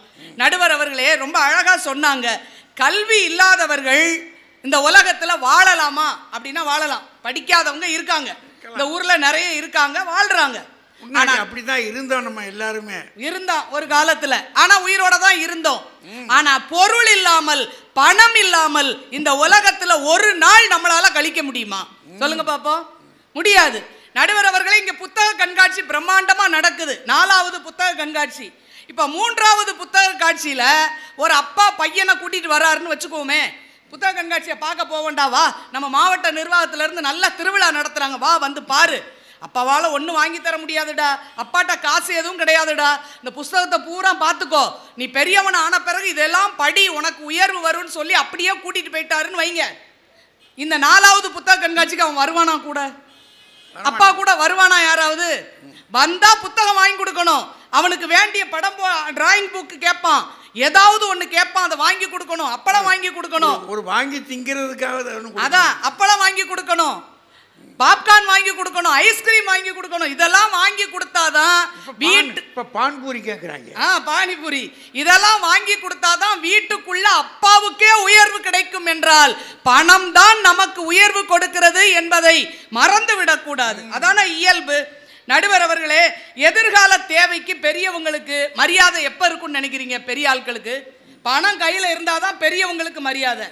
வீட்டில் மாமனார் நிறைய சொத்து சுகம்லாம் வச்சிருந்தாருன்னு வைங்களேன், அவர் இருக்கும் போதே எல்லாரும் பம்முவாங்க. வீட்டில் மாமனார் இருக்காரு, சத்தம் போடாத சத்தம் போடாத. இங்க இருந்து ஏதாவது கத்தி பேசினா அங்க இருந்து அவர் கேட்பாரு, என்னம்மா அங்க சத்தம், சும்மா பேசிக்கிட்டு இருந்தேன் மாமான்னு மரியாதை கொடுப்போம். வடிவேலு சொல்லுவோம். ஏன்னா மாமா பெரிய மிராசுதார், அவருக்கு மரியாதை இருக்கும். அதுவே அவர் ஒண்ணு இல்லாம இருந்தாருன்னு வைங்க, ஏ பெருசு என்ன சும்மா சும்மா பேச்சு காட்டிட்டு இருக்க, மூச்சை மூடிட்டு இருக்க மாட்டியான்னு கேட்பாங்க இல்லையா? வயசாயிட்டாலும் கேட்குறாங்க அப்படின்னு சொல்லுவாங்க. அப்போ வீட்டுக்குள்ள மதிப்பு மரியாதை வர வேண்டும், மரியாதை உயர வேண்டும் என்றால் பணம் வைத்திருக்கிற பெரியவர்களுக்கு தான் அந்த மரியாதை கிடைக்கும். வீட்டில் சில பெரியவங்க இருக்கும்போது பாருங்களேன், நம்ம வீட்டு சின்ன பிள்ளைகளுக்கு ஏதாவது பிறந்த நாள் வரும் இல்லையா, ஒரு பிறந்த நாள் ஒரு கல்யாண நாள்லாம் இளைஞர்களுக்கு வருதுன்னா வீட்டில் எல்லார்ட்டையும் ஆசீர்வாதம் வாங்குவாங்க. அப்படி வரும்போது பெரியவங்க கையில் ஒன்று இல்லைன்னா அவங்க தவிக்கிற தவிப்பு இருக்கு பாருங்களேன், தாங்க முடியாதியா. பெரியவங்க கையில் பணம் இருக்கணும். கையில் இருக்கிற பணத்தை பிள்ளைகள் பிறந்த நாள்னு வரும்போதோ இல்லை எதுலையாவது ஜெயிச்சுட்டேன்னு அவன் வந்து சொல்லும் போதோ அவனுக்கு ஆசீர்வாதம் பண்ணி ஏதாவது கொடுத்தால்தான் தன்னுடைய மதிப்பு உயரும் என்று அவர்கள் நினைக்கின்ற நிலையில் கையில் ஏதாவது இல்லாம இருந்தா பெரியவர்களுக்கு மரியாதை இல்லாம போயிடும். அப்ப பெரியவர்களின் மதிப்பு உயர வேண்டும் என்றால் கையில பொருள் கட்டாயம் இருக்க வேண்டும், இல்லாம முடியாது. இதே போல ரொம்ப அழகா சொல்லலாம், பெரியவங்க சின்னவங்க. இப்ப அண்ணன் தம்பிங்க ஒரு வீட்டுல 4 பேர் இருக்காங்கன்னு வச்சுக்கோங்க. இதுல பெரியவன் நல்ல படிப்பாளி, நிறைய படிச்சிருக்காரு, நிறைய டிகிரி வாங்கியிருக்காரு, பெரிய பணக்காரர், பெரிய படிப்பாளி. ஆனா வேலை இல்லாம வேலை வெட்டி இல்லாம படிச்சுக்கிட்டே இருப்பாருன்னு வச்சுக்கோமே. ஆனா 4வது தம்பி 10வது தான் படிச்சிருப்பான். ஆனா படிச்சு முடிச்ச பையன் ஒரு ஒர்க் ஷாப், படிப்பு வரலன்னு ஒர்க் ஷாப்ல கொண்டு அவன் அப்பா விட்டுருப்பாரு. அவன் அங்க ஒர்க் ஷாப்ல வேலை பார்த்து ஒரு 2 வீலர் மெக்கானிக் ஆகி பழைய வண்டிகளை வாங்கி வித்து பெரிய ஆட்டோமொபைல் ஓனர் ஆயிடுவான். இப்ப அந்த வீட்டுல 4 பேர்ல யாருக்கு மரியாதை இருக்கும்னு நினைக்கிறீங்க? இவருக்கு தான் மரியாதை இருக்கும். 10ஆம் வகுப்பு படிச்சாலும் மிகப்பெரிய கோடீஸ்வரனா இருக்கானே 4வது தம்பி, அவருக்கு தான் மரியாதை இருக்குமே தவிர கல்வி மட்டுமே இருக்கிற ஒரு பெரியவர் அவர்கிட்ட தான் போய் கை கட்டி நிற்பார். எதுவா இருந்தாலும் என் தம்பிட்ட ஒரு வார்த்தை கேட்டுக்கோங்க அப்படின்னு சொல்றாங்கன்னா குடும்பத்துக்குள்ள உயர்வை கொண்டு வருவது எது என்று கேட்டால் அது பணமாகத்தான் இருக்கும் என்பதை மறந்துவிடக்கூடாது. பணங்கிறது சாதாரண விஷயம் இல்லைங்க, அது 7th சென்ஸ்னாங்க. நமக்கு அது 7வது அறிவு என்று சொல்லப்படக்கூடியது பணம் என்பதை நீங்க மறந்துடக்கூடாது. நடுவர் அவர்களே, இன்னைக்கு நம்ம வாழ்க்கை வரலாற்று நூல்கள்லாம் இருக்கு இல்லையா, நிறைய வாழ்க்கை வரலாற்று புத்தகங்கள்லாம் இங்கே விற்கப்படும். நம்முடைய புத்தக கண்காட்சியில் நம்ம பெரியவங்களினுடைய வெற்றி வரலாறுலாம் எடுத்து வாங்கி பார்க்குறோம். அதில் எல்லா வரலாற்றையும் எடுத்து படித்து பாருங்களேன். அவர்களினுடைய உயர்வுக்கு யாரோ ஒருத்தர் கொடுத்த பொருள் உதவி காரணம் என்பதை கட்டாயமா பதிவு பண்ணியிருப்பாங்க. என்னைய வச்சுக்கிட்டு சொல்லக்கூடாது. சரி, எல்லாருமே பதிவு பண்ணியிருப்பாங்க இல்லைங்களா ஐயா? நம்மளுடைய முன்னாள் குடியரசுத் தலைவர் அப்துல் கலாமாக இருக்கட்டும், எங்க அக்கா எனக்கு ஃபீஸ் கட்டுறதுக்கு என் வளையல கழட்டி கொடுத்தாங்க என்று சொல்லும் போது அந்த பொருளை சொல்லி இருப்பார். இஸ்ரோ விஞ்ஞானியாக இருக்கக்கூடிய சிவன், இஸ்ரோ சிவன் அவர் சொல்றாரு, நாகர்கோயிலில் ஒரு சாதாரண குடும்பம், சரக்கல் விலையில் நாங்கள் வேலை பார்த்து கூலி வேலை பார்த்து தான் எங்க படிக்க வச்சாங்க. படிக்க வைக்க முடியல. உடனே எங்க அண்ணன் பார்த்தாரு, நீ நல்லா படிக்கிறல்ல, நீ படிப்பான்னு சொல்லி அவர் படிப்பை தியாகம் பண்ணி அவருடைய வேலை பார்த்த சம்பளத்தை எனக்கு கொடுத்தாரு. அதனால் தான் நான் உயர முடிந்தது என்று சொல்கிறார் என்றால் ஒருவருடைய கல்வி உயர்வுக்கும் கூட பொருள் உதவிதான் காரணமாக இருந்திருக்கிறது என்பதை யாரும் மறக்க மாட்டாங்க. இந்த அண்ணனை பார்த்து சொன்னாங்க இல்லையா, டாக்டர் சொன்னாங்க, ராஜா சார் எவ்வளவு படிச்சவர், கல்லூரியிலேயே முதல் இடத்துல தேறியவர் எங்க அண்ணன், முதல் மதிப்பெண் வாங்கியிருக்கார், கோல்டு மெடலிஸ்ட், கோல்டு மெடல். அப்ப படிப்பாளி தான். ஆனா அவர்கள் வந்து கல்லூரியில சேரணும்னு நின்னப்போ அவருக்கு நீங்க உதவி செஞ்சீங்கிறத அவர் அடிக்கடி பதிவு பண்ணியிருக்காரு. அப்படியே சொன்னாரு. ஆமா, அது உண்மையா இருக்காதுமா. அவர் சொல்றாரு, அப்படி ஒரு உயர்த்தி விட வேண்டும் என்றாலும் ஒரு பொருளை கொடுத்து தூக்கி விடும் போது தானங்க அடுத்த உயர்வு நமக்கு வந்து சேரும். இல்லாட்டா அங்கேயே நின்று போயிட மாட்டோமா? அப்படி உயர்வை கொடுக்கக்கூடியதாக பொருள் இருக்கிறதுங்கிறத யாரும் மறந்துடக்கூடாது. இன்னைக்கு சூழல்ல 8ஆம் வகுப்பு படிச்சா போதும், 50,000 1 லட்சம் சம்பளம்னு அனௌன்ஸ் பண்ணிட்டாங்கன்னு வைங்களேன், யாராவது 9ஆம் வகுப்பு படிப்போமா? தேவையில்லை, படிக்க மாட்டோம் இல்லையா? இந்த எதிரணியிலிருந்து 2 பேர் கல்வி கல்வின்னு பேசுறாங்களே, அன்பு தோழி கவிதா ஜவஹர் இருக்காங்க, அவங்க பையனை கொண்டு போய் சும்மா படிப்பா, நீ ஏதாவது படி, உனக்கு விரும்பினதா படின்னு சொல்லல. எந்த படிப்பு படிச்சா பெரிய சம்பளம் வாங்கலாம், ஏஐ படிச்சாதான் நிறைய வேலை கிடைக்கும், நல்ல கோர்ஸ் இப்போ அப்படின்னு சொல்லி பக்கத்துலலாம் இல்லைன்னு சொல்லி செல்ல பிள்ளைய கொண்டு கோயம்புத்தூர்ல படிக்க வச்சிருக்காங்க. ஏன்? அதை படிக்க வச்சாதான் இவனுக்கு பணம் நிறைய சேர்க்க முடியுங்கிற ஒரு எண்ணம் இருக்கிறதுனால தான் அங்கே கொண்டு விட்டு இருக்கிறார்கள் என்றால், நடுவர் அவர்களே, கல்வி என்பது ஒரு கருவி. ஆனா அந்த கருவியை நமக்கு கொடுப்பதற்கு பணம் தான் அந்த உயர்வை தீர்மானிக்கிறது. இப்ப படிச்சா போதும்ல, எந்த காலேஜில் படிச்சா என்ன, கல்வி தானே, எந்த கல்லூரியில் படிச்சா என்ன. ஆனா என்ன பார்க்குறோம், +2 முடிச்ச உடனே என்ன எடுத்து பார்க்குறோம், எந்த காலேஜில் படிச்சா கேம்பஸ் இன்டர்வியூ வரும், உடனே வரும், நிச்சயமா வரும். எந்த இன்டர்வியூல போய் சேர்ந்தா படிச்சுக்கிட்டு இருக்க போதே வேலை, பெரிய வேலை கிடைக்கும், எந்த கல்லூரியில போய் எந்த படிப்பை எடுத்து படித்தால் வெளிநாடுக்கு சென்று சம்பாதிப்பதற்கான வாய்ப்பு வரும். இதையெல்லாம் பார்த்து பார்த்து தான் படிப்பை தேர்ந்தெடுக்கிறீர்கள் என்றால், படிப்பை தேர்ந்தெடுப்பதற்கு கூட பொருள்தான் காரணமாக இருக்கிறது என்றால், நடுவர் அவர்களே, வாழ்க்கையில் நாம் உயர்வதற்கு அது வீட்டில் இருந்தாலும் சரி, சமூகத்தில் நம் உயர்வை தீர்மானிப்பது என்றாலும் சரி, நாட்டின் உயர்வை தீர்மானிப்பது என்றாலும் சரி, அது கல்வியை விட செல்வமே என்று கூறி, அதனால் தான் கல்வியை கூட கல்வி செல்வம் என்று நாம சொல்றோம். அப்பதான் எல்லாரும் ஆசையா படிப்பாங்களாம். கல்வியை கூட கல்வி செல்வம், கேள்வியை கூட கேள்வி செல்வம் என்று எல்லாத்தோடையும் செல்வத்தை சேர்த்தாதான் அதற்கு சேர்க்கிற நீ செல்வத்தை, அதுக்காகத்தான் அதை சேர்த்திருக்காங்க என்றால் செல்வ கல்வினா சொன்னாங்க. கல்வி செல்வம், செல்வம். பாரதியாரை பத்தி இவர் ஐயா அவ்வளவு சொன்னார், டாக்டர் சார் அவ்வளவு சொன்னார். ஆனா அந்த பாரதி பட்ட பாடு பாவம் இல்லையா ஐயா?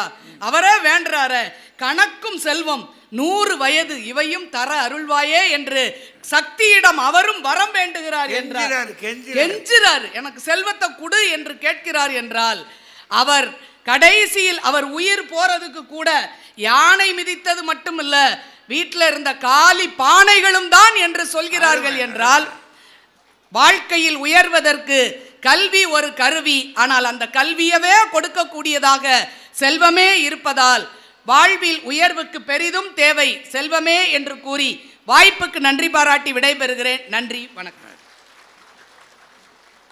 ரொம்ப அருமையாக பேசியிருக்காங்கய்யா. சும்மா என்னையா கல்வி கல்வின்னுக்கிட்டு படித்தவன் பாடலாம் ஒன்றும் பிரயோஜனமே இல்லை. கையில் காசு இருந்தால் தான் கதை நடக்கும். சும்மா வெட்டி பேச்சு இது. இந்த பாடு எதுக்காக படுறோம், எதுக்காக இந்த பாடுபடுறோம்? அவன் ஆடுவதும் பாடுவதும் காசுக்கு காசுக்கு காசுக்கு. சும்மா ஆளை கும்மாளும் போடுறது, கும்மா போடுறதும் காசுக்கு காசுக்கு. குல்லா போடுறது காசு தானேயா முக்கியம். சும்மா என்னத்தையோ பேசிக்கிட்டு இருக்கே நீங்கள் அப்படின்னு. நல்லா பாரதியார் கடைசியில் ஆனை மிதித்து காலில் சாகலை, காலி பானையில் தான் செத்தார். வாசம் தான், அதுவும் உண்டு இதுவும் உண்டு. என்ன செய்கிறது? அன்றைக்கி ஒரு ஜனமும் அவர் பின்னாடி நிற்கலை, ஒரு ஜனமும். என் சொந்தக்காரனே இல்லைன்ட்டான்.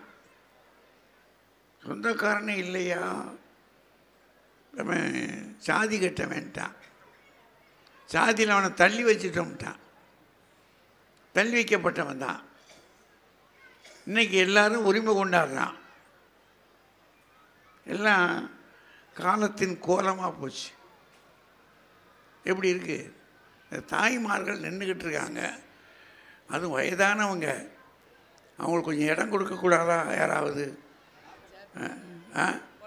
போட்டாங்களா? தயவு செய்து. ஏன்னா அவங்களுக்கு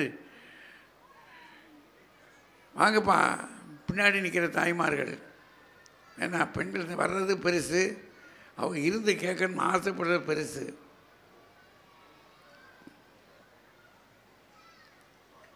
நின்று கேட்கிறவர்களுக்கு எங்களுடைய இரட்டை வணக்கம். நம்முடைய காவல்துறை அதிகாரிகளெல்லாம் நிற்கிறாங்க பாவம். நின்று கேட்கிறவங்களுக்கு நாங்கள் இரட்டை வணக்கம் சொல்லிடுறோம். இருப்பது மட்டுமல்ல, நின்று கேட்டாலும் கேட்போம் என்று கேட்கிற அந்த ஆர்வம் இருக்குது பாருங்கள். அது சிவகங்கை மக்களிடத்தில் இப்போ இல்லை, ரொம்ப காலமாகவே இருக்குது. அதில் ஊறி திளைச்சவங்க அவங்க. இந்த அம்மா செல்வத்தை பற்றி அது நமக்கு அது என்ன சொல்கிறது நமக்கே தெரியுது. காசு இல்லாமல் ஒன்றும் முடியாது. நம்ம ஆடுவதும் பாடுவதும் காசுக்கிட்ட இல்லையா? அண்ணன் என்னடா, தம்பி என்னடா, எல்லாம் காசு இல்லாதவங்க கையில் ஒன்றும் முடியாதியா. அதனால் அருமையாக பேசியிருக்காங்க. இதில் பணத்தை நம்பி படிக்க வச்சுக்கிட்டு இருக்காங்க. யார்? இந்த பக்கத்தில் இருக்கிற ஆள். படிப்பை நம்பி இல்லை, பணத்தை நம்பி. பணம் செலவானாலும் பரவாயில்ல, அவங்க பக்கத்து ஊரில் படிப்பு பள்ளிக்கூடம் இருக்குது, சேர்க்கலாம்ல. நல்ல பள்ளிக்கூடத்தை போய் சேர்க்கணுமா? இதெல்லாம் நார பள்ளிக்கூடம், அது நல்ல பள்ளிக்கூடம். இந்த மாதிரி இருக்குது பாருங்கள். அவங்களுக்கு ஒரு பாக்கியம், நமக்கு ஒரு பாக்கியம். இதுதான் உலகம். யாரையும் வார்த்தைகளை நம்பக்கூடாதுன்றதுக்கு அடையாளம் அது. வாங்கம்மா கவிதா ஜவஹர் வாங்க. வீரமங்கை வேலுநாச்சியார் பிறந்த மண்ணில் புத்தகத் திருவிழாவை மிகுந்த சிறப்போடு நடத்தி கொண்டிருக்கிற மாவட்ட நிர்வாகத்தை சார்ந்த ஆன்றோர்களே, பப்பாசி அமைப்பை சார்ந்த சகோதரர்களே, இங்கே பெருந்திரளாக கூடியிருக்கிற என் அன்பிற்கினிய சகோதர சகோதரிகளே, உங்கள் அத்துணை பேருக்கும் என்னுடைய பணிவான வணக்கங்களை கனிவோடு தெரிவித்துக் கொள்கிறேன். கைத்தட்டின அந்த 15 பேருக்கு ரொம்ப நன்றி. எல்லாம் அவங்க ஏமாற்றிட்டு போய் விட்டுருக்காங்கய்யா. என்ன லெவலில் வச்சுருக்கீங்க பாருங்கள் அவங்கள. பணம்னு சொல்லி காசு கொடுத்தா தான் நம்ம கைத்தட்டுற ரேஞ்சுக்கு ஆக்கி வச்சுருக்காங்க அந்த அக்கா. வந்ததுலேருந்து ஒரு பேராசிரியை பேசுகிற மாதிரியே நீங்கள் பேசுகிறீங்க. இந்த மோட்டிவேஷனல் கூட்டத்தில் நீங்கள் ஒரே நாளில் பணக்காரர் ஆவது எப்படி அப்படின்னு பேசுவாங்க பாருங்க, அந்த மாதிரி ஏமாற்றிட்டு போயிருக்கிறாங்க நம்ம ரேவதி அக்கா. அவங்களுக்கு பெரிய வருத்தம் என்ன அப்படின்னா, நான் பிஹெச்டி படித்திருக்கிறேன், முனைவராக இருந்திருக்கிறேன், நான் வேலைக்கு போகாமல் வீட்டிலே இருந்தால் என்னை யாராவது மதிப்பார்களா? பணம் சம்பாதிக்காவிட்டால் என்னை யாராவது மதிப்பார்களா? நான் கேட்குறேன். அவங்க வீட்டுக்கு பக்கத்தில் இன்னொருத்தர் இருக்கிறார். அவர் கொள்ளையடிப்பார், காசு கொடுத்தா கொலை செய்வார், ஏமாத்துவார், செயின் அத்துருவார், கோடீஸ்வரராக இருக்கிறார். கோடீஸ்வரராக இருக்கிறார். அவங்க தானே கோடீஸ்வரராக இருக்க முடியும். அவர் கோடீஸ்வரராக இருக்கிறார். இந்த அக்கா பிஹெச்டி படிச்சுட்டு வீட்டில் சும்மா இருக்கிறாங்க. யாருக்குங்க மரியாதை இருக்கும் அந்த ஏரியாவில்? காசுக்காருக்கு தான். அது எப்படிங்க இருக்கும்? மூஞ்சுக்கு முன்னாடி வேணா ஐயா கும்பிட்றேம்மாங்க, போன போறான் பாரு கொலகார பையா அப்படிங்கம்மா. ஐயா மக்கள் மனசு நம்ம என்னங்கய்யா சொல்லுவோம்? நம்மளே சொல்ல மாட்டோமா? இவ்வளவு திருட்டு பைய இவனெல்லாம் நம்ம கும்பிட வேண்டி இருக்குன்னு பின்னாடி நின்று திட்டுவோம். ஆனா இவங்க சும்மா அழுக்கு நைட்டியை போட்டுக்கிட்டு போனாலும், மேடம் ப்ரொஃபசர் மேடம், வைஸ் பிரின்சிபாலாக இருக்க வேண்டிய மேடம், வருங்காலத்தில் பிரின்சிபால் ஆக வேண்டிய மேடம் அப்படின்னு வணக்கம் சொல்லுவோமா இல்லையா? மரியாதை நேரம் சொல்லி பாருங்க. பேச்சு என்னன்னா மரியாதை இருக்குதா இல்லையாங்கிறத அவங்க கேட்டாங்க. மரியாதைங்கிறது வெறும் தோற்றத்தை பார்த்து சொல்வதில்ல, உண்மையிலே நம்ம மனசுக்குள்ள இருந்து வந்தாதாங்க அது மரியாதை. எவ்வளவு உதாரணம் சொல்லியிருக்கிறாங்க. அமைச்சரை பார்த்த உடனே அதிகாரிகள் எல்லாரும் எந்திரிச்சு ஓடுறோம்ல. எத்தனை வருஷம் ஓடுவீங்க? எத்தனை வருஷம் அமைச்சர் பின்னாடி ஓடுவீங்க? 5 வருஷம். இன்னொரு அமைச்சர் மாறிட்டாருன்னா இவரை கண்டுக்கிடவே மாட்டாங்க, நம்ம பார்க்கலையா? ஆனால் கல்வி கற்றவருக்கு கடைசி வரைக்கும் மரியாதை இருக்கும், வணக்கம் இருக்கும், அவர் எங்களை வாழ வைத்தவர் என்கின்ற நன்றி இருக்கும்.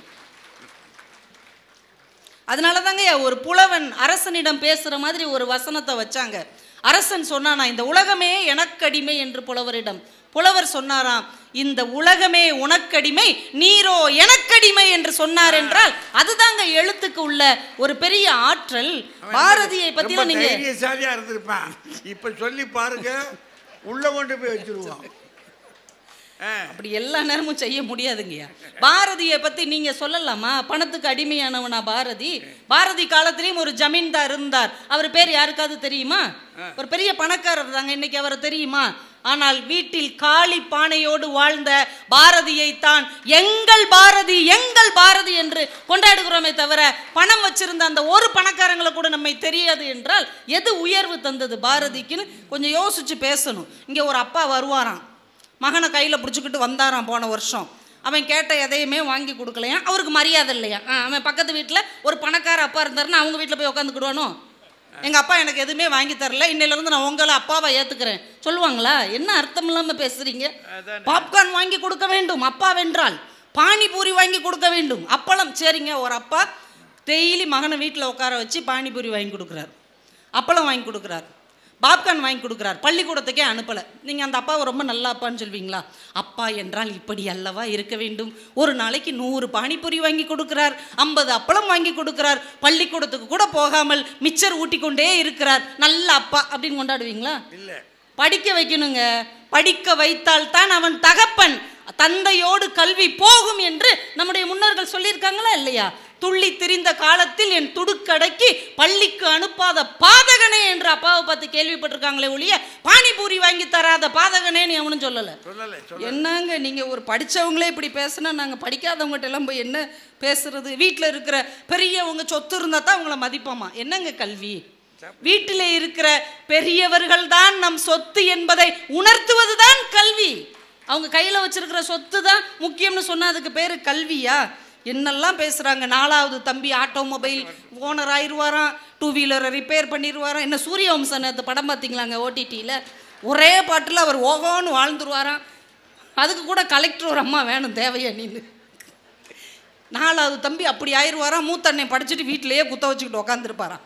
இந்த 4வது தம்பி என்ன சொல்லுவான் தெரியுமா? பணம் நிறைய வர ஆரம்பிச்சோடனே, அண்ணே இதை எப்படி நான் மெயின்டைன் பண்ணணும், அதெல்லாம் அண்ணங்கிட்ட விட்றா, பேங்க் அக்கௌண்ட் ஓப்பன் பண்ணி இதுக்கு ஐடி ஃபைல் பண்ணி உன்னைய நல்லபடியாக இன்னும் டெவலப் பண்ணுறதுக்கு அண்ணன் பக்கத்தில் இருக்கிறேன், நீ தைரியமாக வேலை பாருன்னு சொல்கிறதுக்கு ஒரு படித்தவன் பக்கத்தில் வேணும் மேடம். என்ன மேடம் நீங்களாம் ஐடி சப்மிட் பண்ணியிருக்கீங்களா மேடம்? பண்ணுங்க இன்னைக்காவது. பக்கத்தில் இருக்கிற பேங்க் ஆஃபீஸர் இல்லைன்னா கேளுங்க, அவர் சொல்லி தருவார். அப்துல் கலாம் அவர்களுக்கு அவங்க அக்கா வளையலை கழட்டி கொடுத்தார். ஏங்க கழட்டி கொடுத்தாங்க? வளையல் செல்வம் தானே. இன்னைக்கு 1 கிராம் என்ன விலை விற்கிது? அந்த அக்கா எதுக்கு அதை கழட்டி கொடுத்துச்சு? செல்வத்தை கொடுத்தாவது என் தம்பி கல்வி பெற வேண்டும் என்று நினைத்ததால் தான் நமக்கு அப்படி ஒரு குடியரசுத் தலைவர் கிடைச்சார், அவ்வளவு சிறப்பான ஒரு விஞ்ஞானி கிடைச்சார். சிவன் அவங்க அண்ணன் என்ன பண்ணியிருக்கிறாரு? தான் வேலை பார்த்த பணத்தை எல்லாம் தம்பிக்கு கொடுத்துருக்கிறார். ஏன் அந்த பணத்தை கொடுத்து ஒரு தொழில் தொடங்கி இருக்கலாம்ல? ஏன் தம்பியை படிக்க வச்சார்? இந்த பணம் இன்னைக்கு வரும் நாளைக்கு போகும், ஆனால் படிப்பு மட்டும்தான் நிரந்தரம் என்று அந்த அண்ணனுக்கு தெரிஞ்சிருந்துச்சு. படிக்காத அண்ணனுக்கு தெரிந்திருக்கிறது, படித்த என் அக்காவுக்கும் அண்ணனுக்கும் தெரியவில்லை என்றால் நான் என்ன செய்வது? இதாம்மா படித்தவன் பாட்டை கெடுத்தான், எழுதின நேட்டை கெடுத்தான். ஐயா, நிலவு மனிதன் அப்படின்னு நம்ம மயில்சாமி அண்ணாதுரை அவர்களை ரொம்ப போற்றி சொல்லுகிறோம். அவர் ஒரு வார்த்தை சொன்னார், கல்வி நம்மளை கரை சேர்க்கும், கல்வி நம்மளை கரை சேர்க்கும்னு பெரியவங்க சொல்லுவாங்க. ஆனால் என் வாழ்க்கையில் கல்வி என்னை கரை மட்டும் சேர்க்கவில்லை, நிலவு வரை கொண்டு போய் சேர்த்தது என்று சொன்னார். பணம் கொண்டு போய் சேர்த்துருமா? பணம் வேணா பணக்காரங்களை நிலாவுக்கு கொண்டு போகிறோன்னு சொல்லிக்கிட்டே இருப்பாங்க. ஆனால் படித்தவன் நிலவுக்கே விண்கலம் ஏவுவான் என்பதுதான் இந்த நாட்டிலே கல்விக்கு இருக்கிற மரியாதை.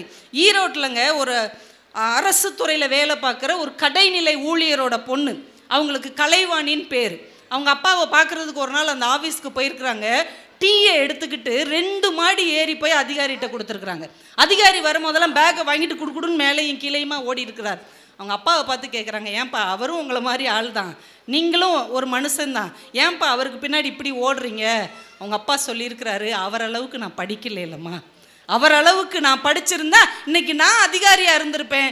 நீ ஒன்று செய், நீ நல்லா படித்து மிகப்பெரிய அதிகாரியாக வர வேண்டும் என்று அவங்க அப்பா சொன்ன அந்த வார்த்தையை உள்வாங்கி கொண்டு அந்த ஏழை குடும்பத்து பிள்ளை படித்தது இன்றைக்கு IAS ரேங்க்குக்கு வந்துட்டாங்க. அவங்க சொல்கிறாங்க, என் கையில் 1 கிராம் தங்கம் கூட இல்லை, ஆனால் கிலோ கணக்கில் தன்னம்பிக்கையை என் கல்வி எனக்கு தந்திருக்கிறது என்று சொல்ல முடிகிறது என்றால் இதற்கு பின்னால் என்ன இருக்கிறது? கல்வி தானே அந்த குடும்பத்தை உயர்த்தி இருக்கிறது. மன்னார்குடியில் தூய்மை பணியாளருடைய மகள் குரூப் 2 எக்ஸாம் எழுதி மாநகர ஆணையராக மாறிட்டாங்க. எந்த இடத்தில் அவங்க அப்பா பெருக்கிக்கிட்டு எல்லாருக்கும் கும்பிடு போட்டாரோ அந்த இடத்தில் அவருடைய மகள் வரும்போது அந்த அலுவலகமே நின்று வணக்கம் செலுத்துகிறது என்றால் ஒரு தலைமுறையவே மாற்றக்கூடிய வல்லமையை கல்வி மட்டும்தான் தர முடியும், செல்வத்தால தர முடியாது. தயவு செஞ்சு புரிஞ்சுக்கோங்க. காசு கூட கூடங்கய்யா, பயம் வரும். காசு கூடிக்கிட்டே இருந்தால் பயம் வரும் தெரியுமா? ஒன்றும் இல்லை, உங்களை பஸ்ஸில் ஏற்றி விட்றோம். நீங்கள் எம்ஏ பிஹெச்டி படிச்சிருக்கிறீங்க. நீங்கள் பஸ்ஸில் ஏறி உட்காந்து பயப்படுவீங்களா? ஐயோ நம்ம பிஹெச்டிலாம் படிச்சிருக்கிறோம், பக்கத்தில் யாராவது உட்காந்து அதை திருடிட்டு போயிட்டாங்கன்னா அப்படி யாராவது நினைப்பீங்களா? 10ஆப்பு படிச்சிருந்தா பரவாயில்ல, பஸ்ஸில் ஏறி இருந்திருக்கலாம், இப்படி பிஹெச்டிட்டா அப்படி யோசிக்க மாட்டோம். ஆனால் 5 லட்ச ரூபா பணத்தோட திருடலாம். என்னங்கய்யா டிகிரியை வேணா திருடலாம், நம்ம வாங்கிக்கலாம் இல்லையா? நம்ம டிகிரியை திருடிட்டா கூட நம்ம வாங்கிக்கிடலாம். ஆனால் 5 லட்ச ரூபா பணத்தோட உங்களை ஏற்றி விட்றோன்னு வைங்க, பஸ்ஸில் ஏறுறீங்க, வாங்க இங்கே உட்காருங்கன்னு யாராவது சொன்னோம், இவன் எதுக்கு நம்மளை பக்கத்தில் உட்கார சொல்கிறான்? கண்டக்டர் சொல்லுவார், நீங்கள் பின்னாடி போங்க. இந்த ஆள் எதுக்கு நம்மளை பின்னாடி போக சொல்கிறாரு? நம்ம சொந்தக்காரங்க நம்மளை பார்த்துட்டே இருப்பான், இவன் யார் குறுகுறுன்னு நம்மளையே பார்த்துட்டு இருக்கான். ஒரு 5 லட்ச ரூபா பணம் மனிதனுக்கு பயத்தை அதிகரிக்கும், ஆனால் படிப்பு கூட கூட தைரியம் அதிகரிக்கும் என்பதை தயவு செய்து நீங்கள் மறந்து விடாதீர்கள். செல்வம் சேர சேர எதிரிகள் அதிகமாவாங்க. நீங்கள் ஒரு பெரிய வீடு கட்டிடுங்க, உங்கள் க்ளோஸ் ஃப்ரெண்டை கூட்டுவாங்க, அவன் தான் உங்களை க்ளோஸ் பண்ணுற ஃப்ரெண்டாக இருப்பான். அடுக்கு மாடி, இது உனக்கே அடுக்கு மாடி, அதோட சொல்லியை முடிச்சிருவான். ஆனால் கல்வி கற்க கற்க எதிரிகள் கூட நண்பர்களாக மாறுவார்களே. படித்தவையா பல்கலைக்கழகங்கள் அப்படி இல்லைன்னு சொல்கிறாங்கம்மா. ஐயா, நம்ம ஏதாவது ஒரு விஷயத்தை வச்சே நம்ம எடை போடக்கூடாது இல்லைங்க ஐயா. ஆனால் கல்வி கற்றவன்கிட்ட எதிரிகள் கூட நண்பர்களாக மாறுவார்கள். படித்தவையா, அவனை எதுக்கு நம்ம வீணா பகைக்கணும்? அவங்ககிட்ட ஏதாவது நல்ல விஷயம் கேட்டு தெரிஞ்சுக்குவோம், அவர் ஏதாவது நமக்கு ஒரு வழிகாட்டுவார் என்று படித்தவர்களை உறவுகளும் எதிரிகளும் கூட நண்பர்களாக மாற்றிக்கொள்ளுகிறார்கள். ஆனால் படம் படைத்தவர்கள் பக்கத்தில் உறவுகள் நாளாக நாளாக விரிசல் அடங்கி விலகி செல்கிறார்கள் என்றால் கல்வி அவ்வளவு உயர்வானது. அதனால்தான் வள்ளுவர் சொன்னார், ஒரே இடத்துல 5 செல்வத்தை கொண்டு வந்தாரியா. செல்வம் தானே இவங்க பேசுறாங்க. செல்வத்துள் செல்வம், செவிச்செல்வம், அச்செல்வம், செல்வத்துள் எல்லாம் தலை. 5 செல்வத்தை எதுக்குயா கொண்டு வந்தாரு? இந்த செவிக்காக கொண்டு வந்தார். எல்லா செல்வங்களையும் விட உயர்ந்த செல்வம் செவிச்செல்வம். எதுக்கு? அதான் வைரத்தோடு போட்டிருக்கா? அது ஜிமிக்கு போட்டிருக்குங்கிறதுக்காகவா? மாட்டல் போட்டிருக்குங்கிறதுக்காகவா? இல்லை, அறிவை கல்வியை வழங்குகிற அறிஞர்கள் முன்னால் உட்கார்ந்து அந்த செவிகளில் கல்வியை அறிவை வாங்கி கொள்ளுங்கள், அதுதான் மிகப்பெரிய செல்வம் என்று நாம் உணர்ந்து கொள்ள வேண்டும் என்பதற்காகத்தான் அவங்க ஒரு செல்வம்னு பேச வந்தா வள்ளுவர் 5 செல்வத்தை கேள்வி செல்வமாக தந்தார் என்றால் அதுதான் நிலையானது, அதுதான் நம் வாழ்க்கையில் உயர்த்துவது. ஐயா, நம்ம சாதாரணமாக சொல்லுவோம் மாதா பிதா குரு தெய்வம். இதுல யாராவது பணக்காரங்க வந்திருக்காங்களா? அம்மா அப்பாவுக்கு அடுத்தபடியா தெய்வத்துக்கே முன்னோடியாக யார் இருக்கிறார் என்றால் நமக்கு கல்வியை அறிவை தருகிற குருதான் இருக்கிறார் என்றால் அந்த கல்விதான் நம்மை உயர்த்தும் என்று சொல்லி வாய்ப்புக்கு நன்றி கூறி விடைபெறுகிறேன். நன்றி, வணக்கம். நானும் எவ்வளோ குறுக்கிட்டு பார்த்தேன்,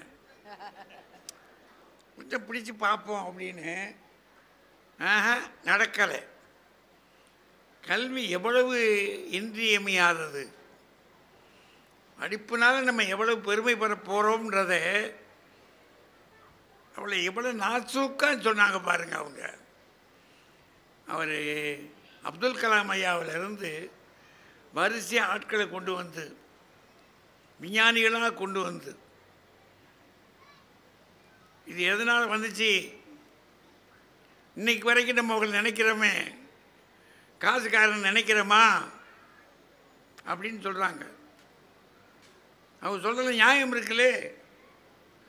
அது எவ்வளவு தெளிவாக சொல்ல முடியுமோ நகைச்சுவையோடு சொல்லியிருக்காங்க.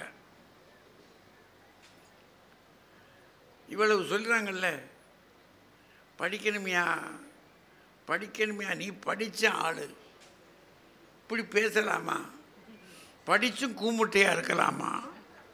நம்ம ஊரில் சொன்னால படித்த முட்டா பேரா அப்படின்னு. அந்த மாதிரி இருக்கலாமா? கூடாதே அப்படின்னு கெஞ்சி பார்க்குறாங்க 2 பேர். ராஜாவுக்கு மனம் வேணும்ல, அவருக்கு பணம் வேணும்ன்றாரு. வாங்க. பட்டிமன்ற நடுவர் தமிழறிஞர் அவர்களே, 2 அணிகளையும் சார்ந்த அறிஞர் பெருமக்களே, புத்தக திருவிழாவை மிகச்சிறப்பாக நடத்துகின்ற ஆட்சியர் உள்ளிட்ட மாவட்ட நிர்வாகத்தை சார்ந்த பெருமக்களே, பப்பாசியை சார்ந்த திரு முருகன் அவர்களே, வருகை தந்திருக்கக்கூடிய பெரியோர்களே, தாய்மார்களே, இளைஞர்களே, குழந்தைகளே, ஊடகம் சார்ந்த அன்பர்களே, உங்கள் அத்தனை பேருக்கும் என்னுடைய அன்பான வணக்கத்தை முதலில் தெரிவித்துக் கொள்கிறேன். படித்த கூமுட்டைகள் சார்பாக நான் பேச வந்திருக்கிறேன். இப்படி சொல்றாங்க. எனக்கு முன்னால் பேசிய மகா பெரிய அறிவாளி 5 செல்வங்களை உங்களுக்கு வழங்கி இருக்கிறார். நீங்கள் ஒரு 1.5 மணி நேரமாக பட்டிமன்றம் கேட்டிருக்கிறீங்க. வந்ததை விட நீங்கள் எல்லாரும் பணக்காரங்க. ஆமாம், அப்படித்தானங்க? அதுதானே அவங்க சொன்னாங்க. நீங்கள் வரும்போது வெறும் பையா இருந்தால் இப்போ 5 செல்வத்தையும் இந்த அம்மா உங்களுக்கு கொடுத்த பிறகு போகும்போது கோடீஸ்வரனா போக போகிறீங்க. இப்படி ஒருத்தர் சொல்ல முடியும்னா அது இவங்களால தான் முடியும். கொஞ்சமும் நடைமுறைக்கு பொருந்தாத சாத்தியமில்லாத ஒன்றை சொல்ல முடியும்னா இந்த அணி தான் அப்படி சொல்ல முடியும். நிறைய அவங்க பேசியிருக்கிறாங்க. அந்த ரேவதி சுப்புலட்சுமி மேடம் நிறைய படிச்சிருக்கிறாங்க. பஸ்ஸில் போனால் பயப்படுவாங்களா? ஆனால் 5 லட்ச ரூபாய் அவங்க கையில் கொடுத்து பஸ்ஸில் ஏற்றி விட்டால் யாரை பார்த்தாலும் பயப்படுவாங்கன்னு இவங்க ஒரு கதை சொல்லியிருக்கிறாங்க. 5 லட்ச ரூபா கையில் இருக்கும்போது எதுக்கு பஸ்ஸில் போகணும்?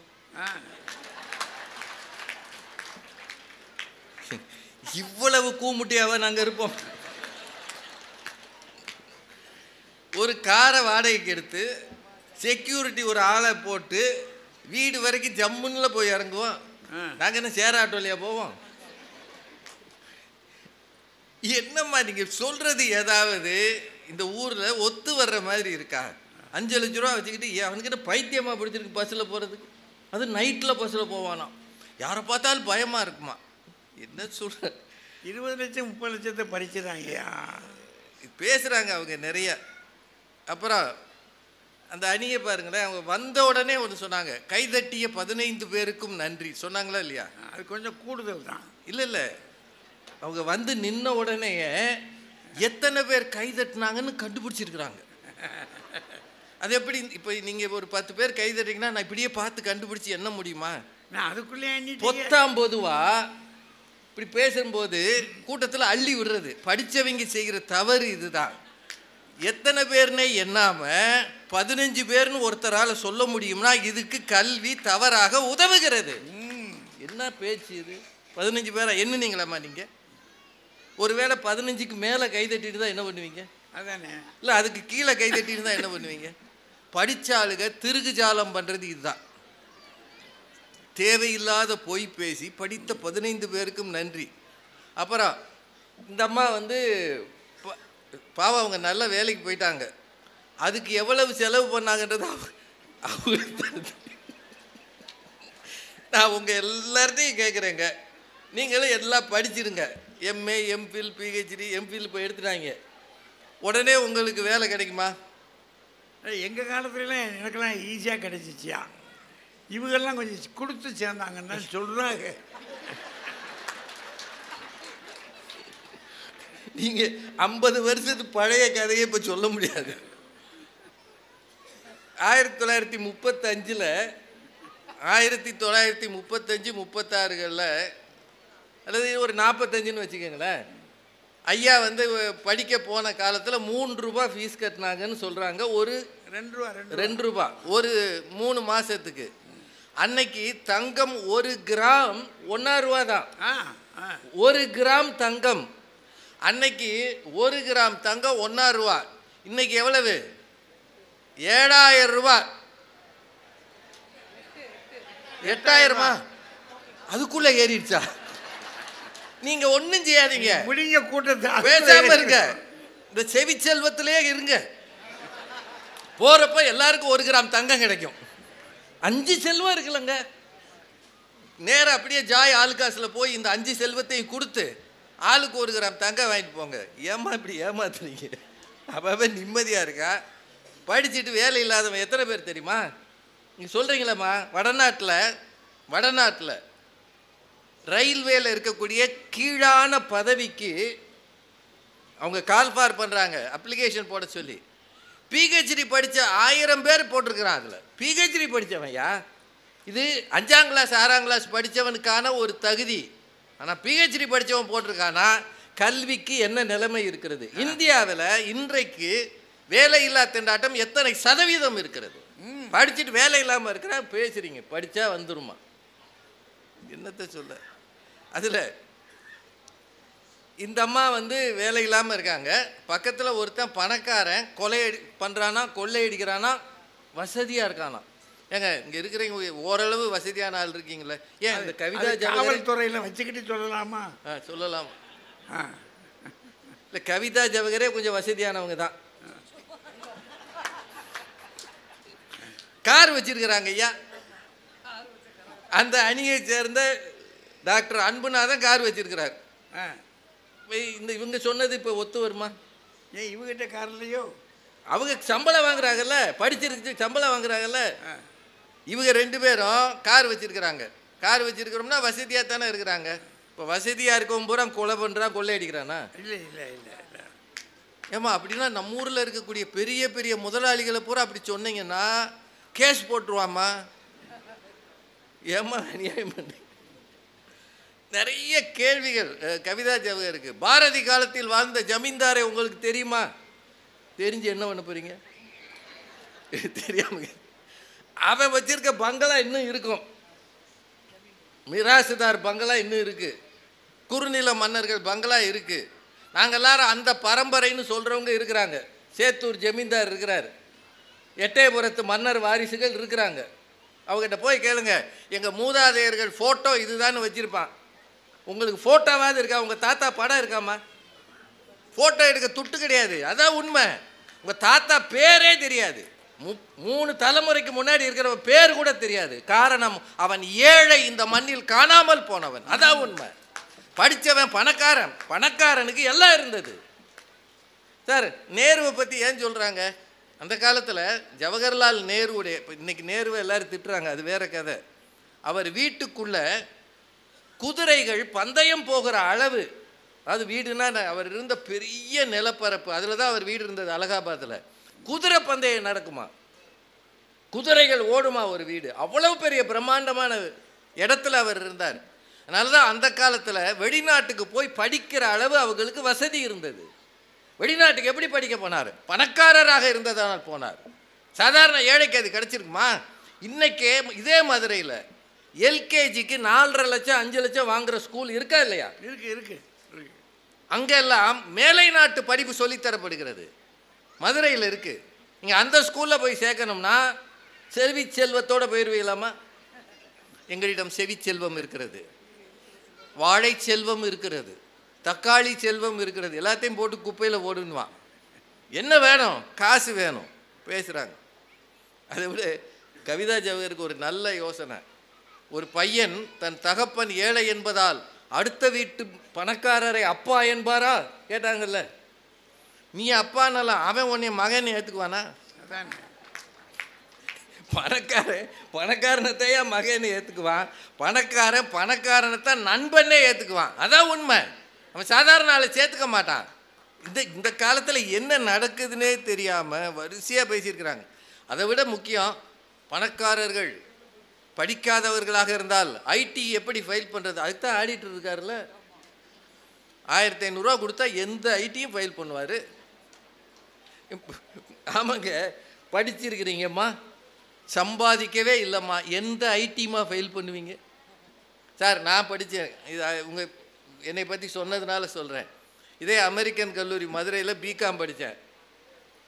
நிறைய மார்க் வாங்கினேன், ரேங்க் வாங்கினேன். ஆனால் 6 மாதம் எந்த வேலையும் இல்லாமல் இருந்தேன். பாப்பையா சார் ஐயாவுக்கு எனக்கு நல்லா தெரியும். 6 மாதம் வீட்டிலே இருந்தேன், வேலை கிடைக்கல. ஒரு நாள் காலையில் பழைய சோறு சாப்பிட உட்காந்துருக்கும்போது எங்கள் அப்பா அப்படி வந்தார். அவர் ஒரு வாத்தியார்.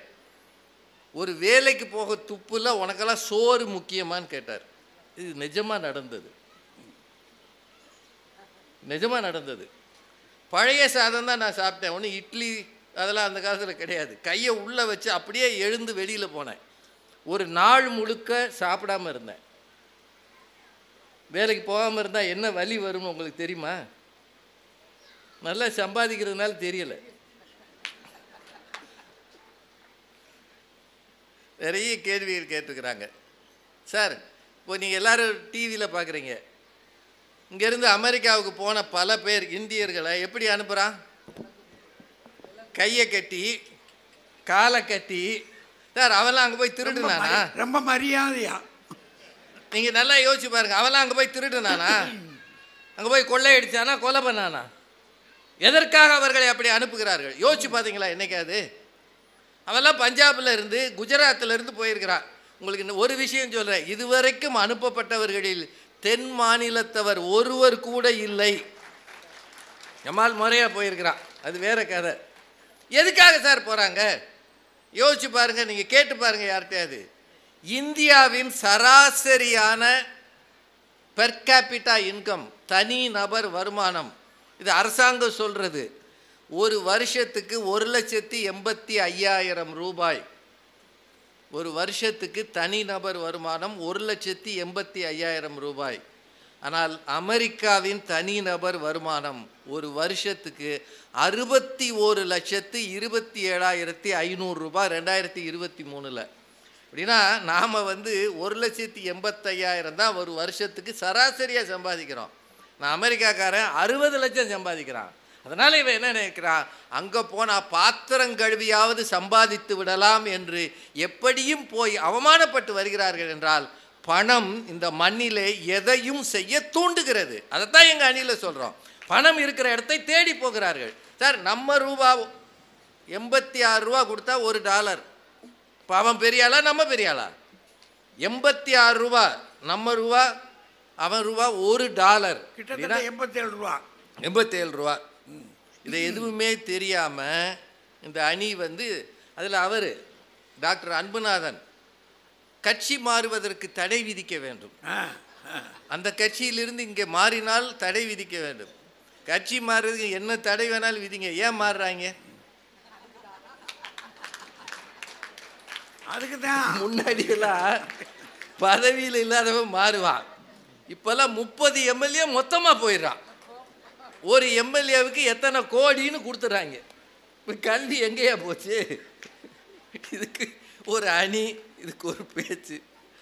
சரஸ்வதி தான் முதல் கடவுள். நம்ம வீடுகளில் எத்தனை வீட்டில் சரஸ்வதியை வச்சிருக்கிறீங்க? லட்சுமி படம், அதுவும் கையை இப்படி வச்சு தங்க நாணயம் விழுகிற மாதிரி அது வச்சிருக்கமா இல்லையா? அப்படிதான் பார்க்குறோம், ஒன்றும் பண்ண மாட்டேங்குது. அவர் திடீர்னு நிறைய பாட்டுகள் எல்லாம் எடுத்துட்டு வந்தார். மன்னனும் மாசர கற்றோனும் சீர்தூக்கின், அதெல்லாம் அவர் சொன்னார். மன்னனை விட மாசர கற்றோனுக்கு சென்ற இடமெல்லாம் சிறப்பான்.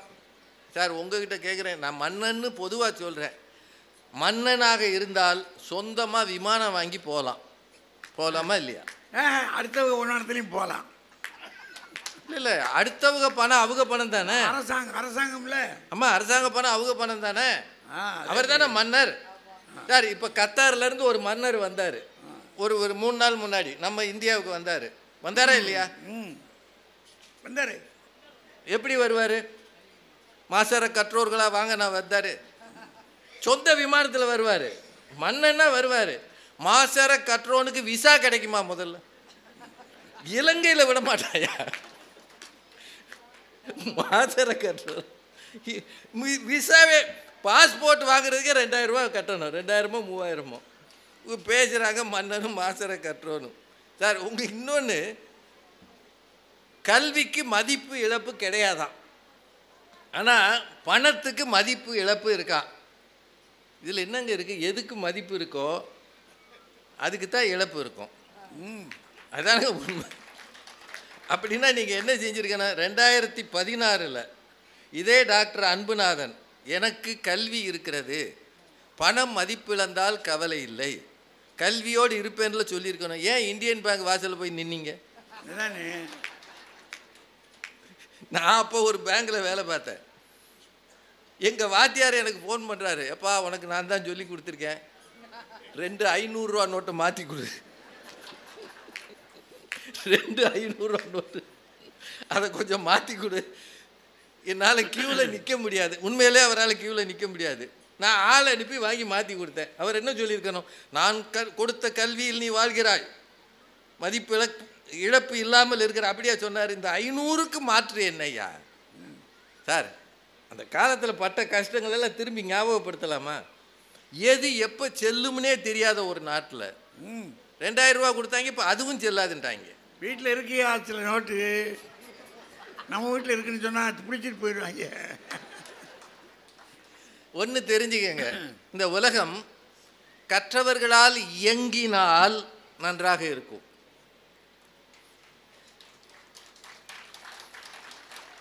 நாங்கள் ஒன்றும் தப்பாக சொல்லலை, ஆனால் அது பணக்காரர்களால் இயக்கப்படுகிறது. அதான் உண்மை. இந்த ஊரை பற்றி நான் சொன்னேன்னா சண்டைக்கு வருவாங்க, பெரிய பெரிய பண முதலைகள் சண்டைக்கு வருவாங்க. ஆனால் அமெரிக்க பிரசிடென்ட் எலெக்ஷனை யார் முடிவு செய்தது சொல்லுங்க? யார் முடிவு செய்தது? எலான் மஸ்க் என்கிற உலக பெரும் பணக்காரர் தான் முடிவு செய்தார். எவ்வளவு கோடி அவர் செலவு பண்ணாரா? 2400 கோடி செலவு பண்ணார் எலான் மஸ்க். டெஸ்லா கார் அதிபர், ஸ்பேஸ் எக்ஸ் அதிபர். அவர் முடிவு செய்தார், இந்த முறை ட்ரம்ப் தான் தேர்ந்தெடுக்கப்பட வேண்டும் என்பதை எலான் மஸ்க் முடிவு செய்தார். அதனால தான் அந்த விழாவில் எலான் மஸ்கை பக்கத்தில் கூப்பிட்டு வச்சுக்கிட்டார்.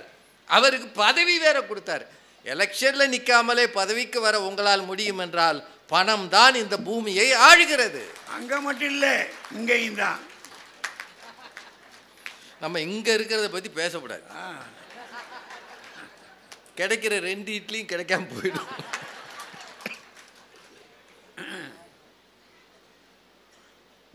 சார், இன்னைக்கு இனி வரும் காலங்களில் படிக்கணும்னு அவசியம் இல்லை. இப்போது உங்கள் கையில் ஒரு மொபைல் இருக்குல்ல, ஆண்ட்ராய்டு மொபைல் இருக்குல்ல, அதில் லேட்டஸ்ட்டாக என்ன வந்திருக்கு?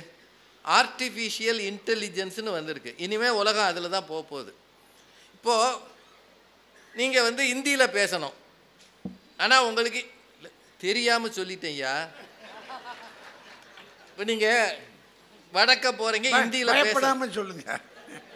இல்லை, ஹிந்தியில் பேசணும்னா இந்த ஆர்டிஃபிஷியல் இன்டெலிஜென்ஸ் இருக்கக்கூடிய இந்த ஆண்ட்ராய்டு ஃபோன் என்ன பண்ணுது? நீங்கள் தமிழில் பேசுனீங்கன்னா அதுவே ஹிந்தியில் டிரான்ஸ்லேட் பண்ணி கொடுக்குது. அப்படின்னா இன்னொரு மொழியை படிக்காமலே வசதி படைத்தவர்களால் அந்த மொழியை பயன்படுத்த முடியும். இதுதான் பணம். முடியுமா இல்லையா சார்? நீங்கள் இது எதுவுமே வேணாங்க, உங்களுக்கு இன்னொரு மொழியே தெரிய வேண்டாம்.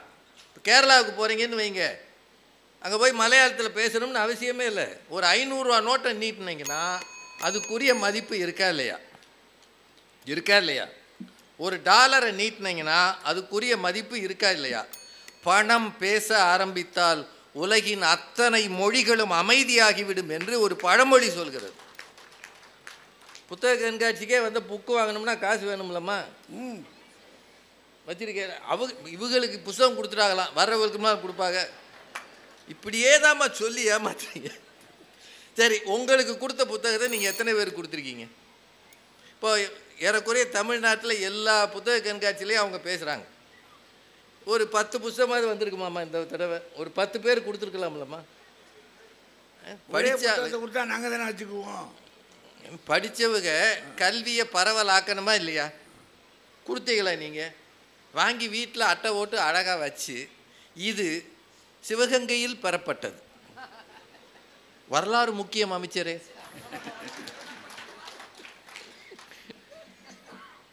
பேசுகிறாங்க இவங்க. உண்மையில் ஒன்று தெரிஞ்சுக்கங்க, 2016 பிட்காயின்னு ஒன்று வந்தது.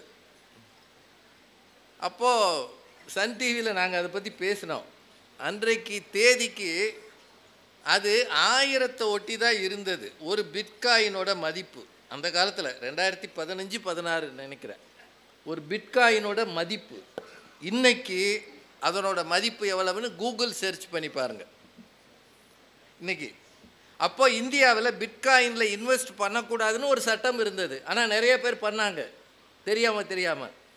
இன்னைக்கு அது 80 லட்சத்துக்கு மேலே இருக்குது. 2016 ஒரு 1000 ரூபாய் நீங்கள் இன்வெஸ்ட் பண்ணியிருந்தால் அதனுடைய இன்றைய பிட்காயின் மதிப்பு 80 லட்சம். 2016 பிஹெச்டி பண்ண ரேவதி சுப்புலட்சுமி இன்னைக்கு பிஹெச்டி தான். அன்று கண்ட மேனி அழியாமல் இருக்கிறார். அதனால தான் திருவள்ளுவர் செய்க பொருளை செருணர் செருக்கு அறுக்கும் எஃகு அதனில் கூறியது இல். எஃகு அப்படின்றது கூர்மையான இரும்பு ஆயுதம். 2000 வருஷத்துக்கு முன்னாடியே தமிழர் தன்னுடைய இலக்கியங்களை எஃகு பற்றி சொல்லியிருக்கிறாரு. இப்போ தான் தமிழக அரசாங்கம் 5300 ஆண்டுகளுக்கு முன்னாலேயே தமிழர்கள் இரும்பை பயன்படுத்தினார்கள் என்று அறிவித்திருக்கிறது. அப்படின்னா தமிழர்கள் எவ்வளவு பழமையாக, எவ்வளவு காலமாக இரும்பை பயன்படுத்துகிற ஆற்றல் மிக்கவர்களாக இருந்திருக்கிறார்கள். அந்த அளவு வசதி உள்ளவர்களாகவும் இருந்திருக்கிறார்கள். நம்முடைய கல்வி அறிவு, இலக்கிய வளம் 2000 ஆண்டுக்கு முன்னால் போகவில்லை. ஆனால் நம்முடைய கலாச்சாரம், பண்பாடு, அன்றைக்கு வாழ்ந்த வளம் அது 5000 ஆண்டுகளுக்கு முன்னால் போகிறது என்றால், காலம் கடந்து மனிதனை உயர்த்துவதற்கு கூட இந்த பொருள் உதவுகிறது என்பதை தயவு செய்து மறந்து விடாதீர்கள். அதுதான் உண்மை. பணமே முக்கியம்னு நாங்கள் சொல்ல வந்தால் கல்வி வேண்டாம்னு அர்த்தம் இல்லை. கல்வியின் நோக்கமே காசு சம்பாதிப்பது தான். ஐயா மாதிரி இருக்கிறவங்க பென்ஷன் வாங்குறாங்க, இதெல்லாம் சொல்லி காட்டுறாங்க. ஆனால் பென்ஷனே இல்லைன்னா கதை என்ன ஆகும்? கதை தெருவில் நிற்கணும். ஒவ்வொரு மனிதனுக்கும் 2-3 அடிப்படை விஷயம் வேணும். ஒன்று, எதிர்காலத்துக்கான சேமிப்பு வேணும். 2வது, நெருக்கடி வந்தால் இன்சூரன்ஸ் வேணும். 3வது, கடைசி வரைக்கும் பென்ஷன் வேணும். இது எல்லாம் காசு சம்பந்தப்பட்டது தான். அவர் பெரிய அறிஞருங்க, எல்லா புஸ்தகமும் படிச்சிருக்கிறார். இப்போ என்ன செய்கிறாரு? பையன் சோறு போடுவானான்னு உட்காந்துருக்கிறார். அங்கே கல்வி என்ன ஆகும் என்பதை தயவு செய்து யோசியுங்கள். பட்டிமன்றங்களுக்கே தொலைக்காட்சியில் வந்த பிறகுதான் நட்சத்திர அந்தஸ்து வந்தது என்பதை கவிதா ஜவஹர் மறக்க மாட்டார்கள். ஏன்னா அவங்க அந்த காலத்தில் பேச்சாளராக வரல. ஐயா 1960களிலிருந்து பேசியிருக்கிறார். ஆனால் 1988-90க்கு பிறகுதான் அவரை உலகம் அறிய செய்தது தொலைக்காட்சி வந்த பிறகுதானே தவிர, அதுக்கு முன்னாடியே அவர் இதை விட சிறப்பாக பேசியிருப்பாங்க. அப்படின்னா இந்த சமூகத்தில் ஒரு அந்தஸ்து தேவை என்றால் நீங்கள் டிவி மீடியாவில் வரணும்னு இருக்குது, யூடியூப்பில் வரணும்னு இருக்குது. வெறும் கல்வியால் உயர முடியாது, அந்தஸ்தால் தான் உயர முடியும். அந்த அந்தஸ்தை தருவது பணம்தான், செல்வம்தான். அதனால் சரஸ்வதி சபதத்திலேயே இந்த பேச்சு வந்திருந்தாலும் 2025 இல்லை, 2055லையும் இந்த விவாதம் நடக்கும். அன்றைக்கும் யாரோ ஒருவர் பேசுவார், அன்றைக்கும் ஒரு நடுவர் அன்றைக்கு இருப்பார் என்று சொல்லி இது ஒரு நாளும் தீராத விவாதம். எங்களை பொறுத்தவரை செல்வம்தான் ஒரு மனிதனின் உயரத்தை தீர்மானிக்கிறது, கல்வி அதற்கு பின்னால் தான் என்று சொல்லி இருந்து கேட்கிற உங்கள் அத்தனை பேருக்கும் நன்றி சொல்லி வணங்கி விடைபெறுகிறேன். நன்றி, வணக்கம். பெரியவர்களே, சிவகங்கை மக்கள் தங்களுடைய வாழ்க்கையில் மறுபடியும் ஒரு மலரை சூடிக்கொள்கிறார்கள். ஒரு பெரிய விஷயந்தான் அது. இவ்வளோ நேரம் உட்காந்து கேட்கணும்னு நினைக்கிறாங்க இல்லையா?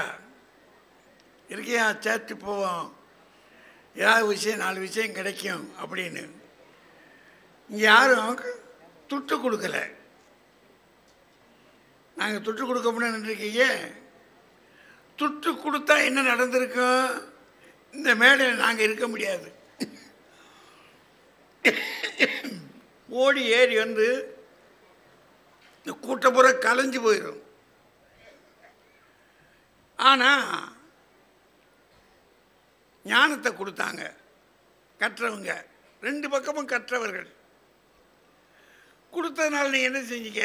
இருந்து அமைதியாக கேட்டிருக்கீங்க. என்ன காசு கொடுத்துருக்கோம்னு வச்சுக்கோங்க, வரிசையில் நிற்போம். நமக்கு இல்லாமல் போயிட்டா என்ன செய்கிறது? கிறுக்கிங்க கிடைக்காங்க, நீ போட முன்னாடி வந்துடுவோம்ல. அப்படின்னா என்ன அர்த்தம்? முதல்ல என்ன தெரியுது? காசும் வேண்டியிருக்கு, கல்வியும் வேண்டியிருக்குன்னு தெரியுது. வச்சுக்கலாம். சரி, இன்ன வரைக்கும் இவங்க பேசுனது பணம் தான் வேணும். ஒரு அருமையான சிந்தனை அது. ஏன்னா அது நல்லா சொன்னார். சரஸ்வதி சபத்திலிருந்து இந்த விவாதம் இவரும் சொன்னார் இவரும் சொன்னார், இது இருந்துக்கிட்டே இருக்குது, இது ஓயாத அலை தான் அப்படின்னு. வாஸ்தவம் தான். சரி, கல்வியும் மூலதனம், காசும் மூலதனம். எங்கள் அப்பா பெரிய படிப்பாளி வச்சுக்குவோம், எங்கள் தாத்தா பெரிய செல்வந்தர், 2 பேர் இருக்கு. ஆனால் எங்கள் அப்பா படிப்பை நான் வாங்க முடியுமா?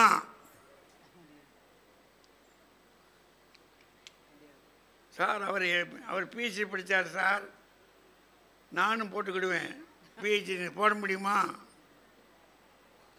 சொல்லுங்க? படிப்பை வந்து அவரவர் படிக்கணும். பணத்தை அண்ணன் தம்பி 4 பேர் சொல்கிறாங்கல்ல, ரணகலமாகி போயிடும்.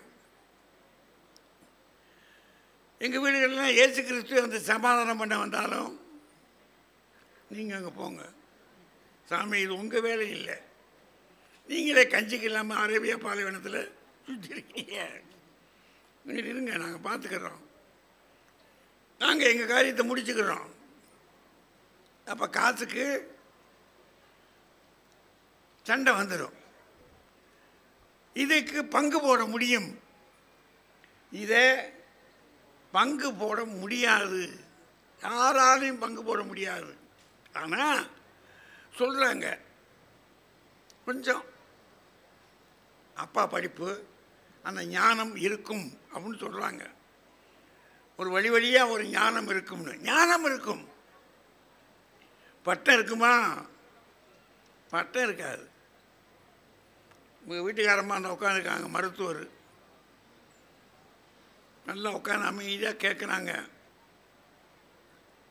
அவங்க படிச்சிருக்க அந்த மருத்துவம் இருக்கே, நான் மருத்துவத்தை படிச்சிருக்கேன், என் பிள்ளைங்க மருத்துவம் தான், நான் சொல்லிக் கொடுக்குறேன்னு சொல்ல முடியுமா? முடியாது, அது தனியாக தான் வாங்கணும்.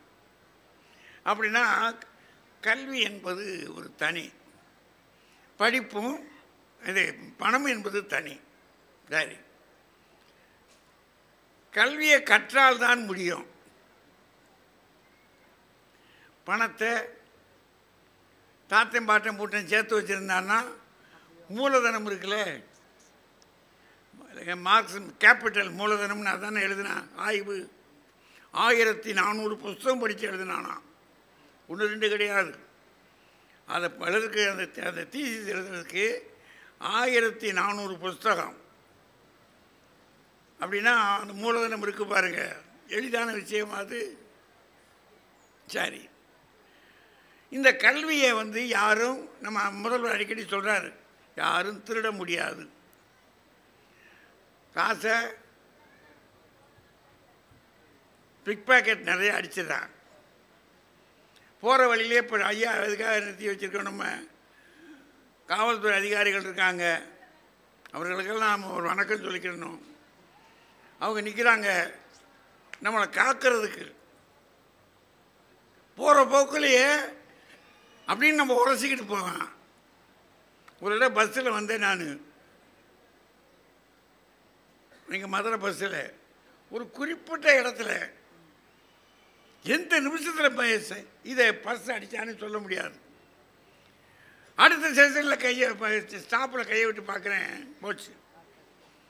நல்ல வேளை என் பர்ஸில் கொஞ்சம் சில்லறை இங்கே தனியாக வச்சுருந்தேன், என்னமோ அன்னைக்கு அப்படி தெரிஞ்சிச்சு, தப்பிச்சு முடிச்சாட்டு மானங்கட்டு போயிருக்கோம் டிக்கெட் எடுக்கிறதுக்கு. இப்போ அந்த நிமிஷத்துலேயே தொழில் மேதைகள் இருக்கான்.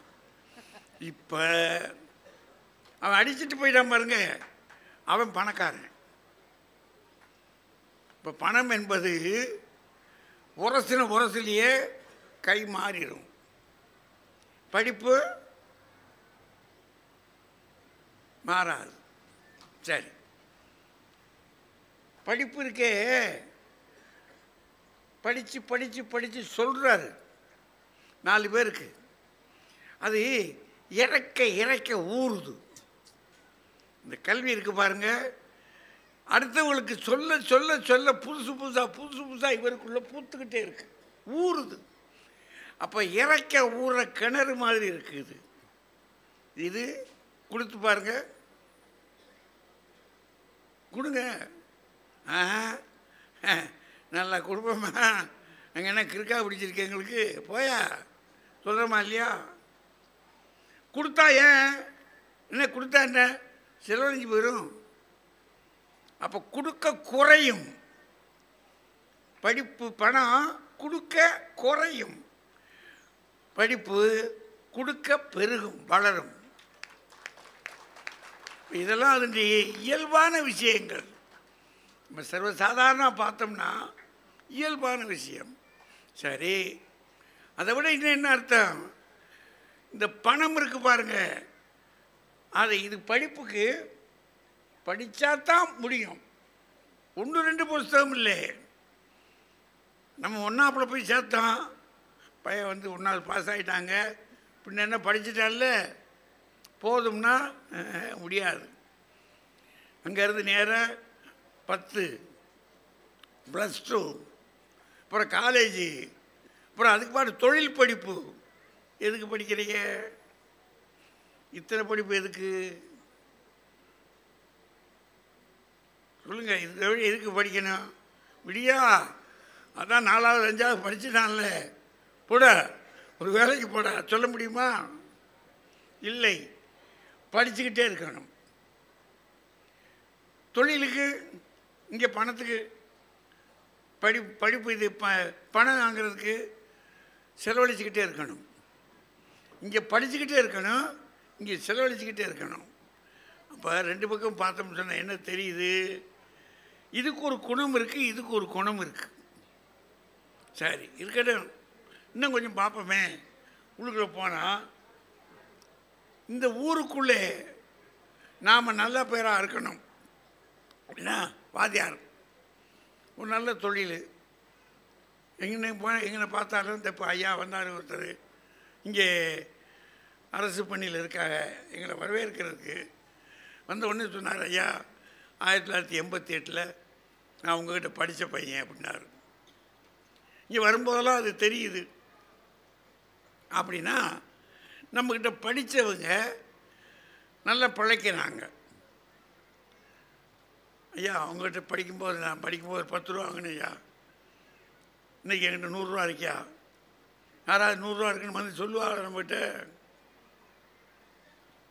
சொல்ல மாட்டாங்க. பணம் இருக்குது, பணம் அது ஒரு பாட்டுக்கு இருந்துக்கிட்டே இருக்கும். கொடுக்க குறையும். அப்போ முதலே சொல்லிட்டேன், கொடுக்க குறையும், இது கொடுக்க பெருகும், வளரும். சரி, அது சரிங்க. என்ன பெரிய விஷயம்னா, ஒரு விஷயம் சொல்லிடுறேன், படித்தவனை ஏமாற்ற முடியாது. விவரம் தெரிஞ்சுக்கிடுவான். நீங்கள் நல்லா படிச்சுட்டீங்கன்னாக்கும் ஒன்று விஷயம் உங்களுக்கு ஒரு சொல்கிறேன். நமக்கு ஒரு 200-250 ஆண்டுகளுக்கு முன்னாடி வரைக்கும் நம்ம ஊரில் சிலர் தான் படித்தாங்க. மற்றவர்கள்லாம் அவங்க தொழிலை பார்த்துக்கிட்டு இருந்தாங்க. அந்த படித்தவங்களுக்கெல்லாம் வசதியாக இருந்துச்சு, பணக்காரர்களாக இருந்தாங்க, அவங்க வச்சதான் சட்டமாக இருந்துச்சு. நம்ம கதை என்னவாக இருந்துச்சு? நான் அப்போ பாட்டேன், நம்ம அப்போ பாட்டேன் அன்னைக்கு எப்படி இருந்தால் தெரியுமா? நமக்கு சொல்லணும்ல. அதே பல அப்பம் பாட்டேன் ஊருக்குள்ளே கூட வர முடியாது. நீ வந்தால் தீட்டு. அதாவது காட்சி தீட்டான். அது என்ன சொல்கிறாங்க, பார்த்தாலே தீட்டாமியா. நம்ம பாட்டு மாட்டேன் நான் பூட்டினே, நம்ம பாட்டம் பூட்டெல்லாம் எங்கட நின்னானோ, யாரு கண்டா ஓடி ஒளிஞ்சிருப்பான். ஊருக்குள்ளே வரக்கூடாது. என்ன காரணம்? அவன் படிக்கலை. படிக்கலைன்றது மட்டும் இல்லை, உனக்கு படிப்பு இருக்கு, உனக்கு படிப்பு இருக்கு. அப்போ படிப்பு இல்லாதவனை ஏமாத்திடலாம். பணம் இல்லாதவன் இருக்கான் பாருங்க, அவன் படிப்பு இல்லாதவன் தானே. பணம் இல்லை, படிப்பு இல்லாததுனால பணமும் இல்லை அவன் கையில், ரெண்டும் இல்லை. ஆனால் இவன் படிச்சிருக்கனால காசு எக்கச்சக்கம் துட்டு வச்சுக்கிட்டான். அவன் ஆண்டா, நம்ம அடிமையாக இருந்தோம். இன்னைக்கு இந்த சொன்னார் ராஜா சொன்னார் பார்த்தீங்களா, குஜராத்தில் இல்லாத பணமா சொல்லுங்கய்யா, குஜராத்தில் இல்லாத பணமா? அது இப்போ சொல்கிறாங்க ஏகப்பட்ட பணம் அங்கே கிடக்குன்றாங்க. பஞ்சாபில் அங்கே இல்லாத பணமா? ஆனால் 80 லட்சம் 90 லட்சம்னு கொடுத்து விட்டு கள்ளத்தனமா? என்ன இது?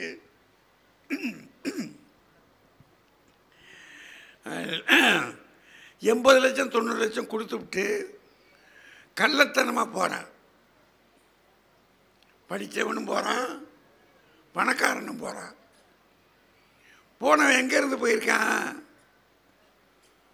குஜராத்தில் இருந்து, பணக்கார நாட்டில் இருந்து. அதுலேயும் ஹிந்தி கற்றவன். எனக்கு விளங்கலை, அது எனக்கு விளங்கலை. படித்தவன், அதுவும் பூரா வளமான ஆட்சியில் நடக்கக்கூடிய இடங்களில் இங்கேருந்து போயிருக்கான்னா அவனை கொண்டு போய் கைது பண்ணி நம்ம நாட்டுக்கு அவமானத்தின் உச்சம். அது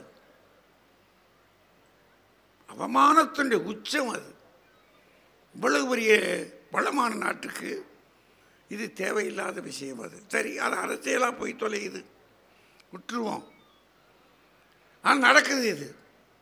ஆனால் இந்த பக்கத்தில் புறம் பார்த்தா நல்லா படிச்சிருக்கான். கேரளாவில் நல்லா படிச்சிருக்கான், கர்நாடகாவில் படிச்சிருக்கான், தெலுங்குலேயும் படிச்சுட்டாங்க, தமிழ்நாட்டில் நல்லா படிச்சுட்டாங்க. போல இந்த ஸ்டேட்டு போகிறான். என்ன காரணம்? இங்கேயே தொழில் பண்ணுறான்.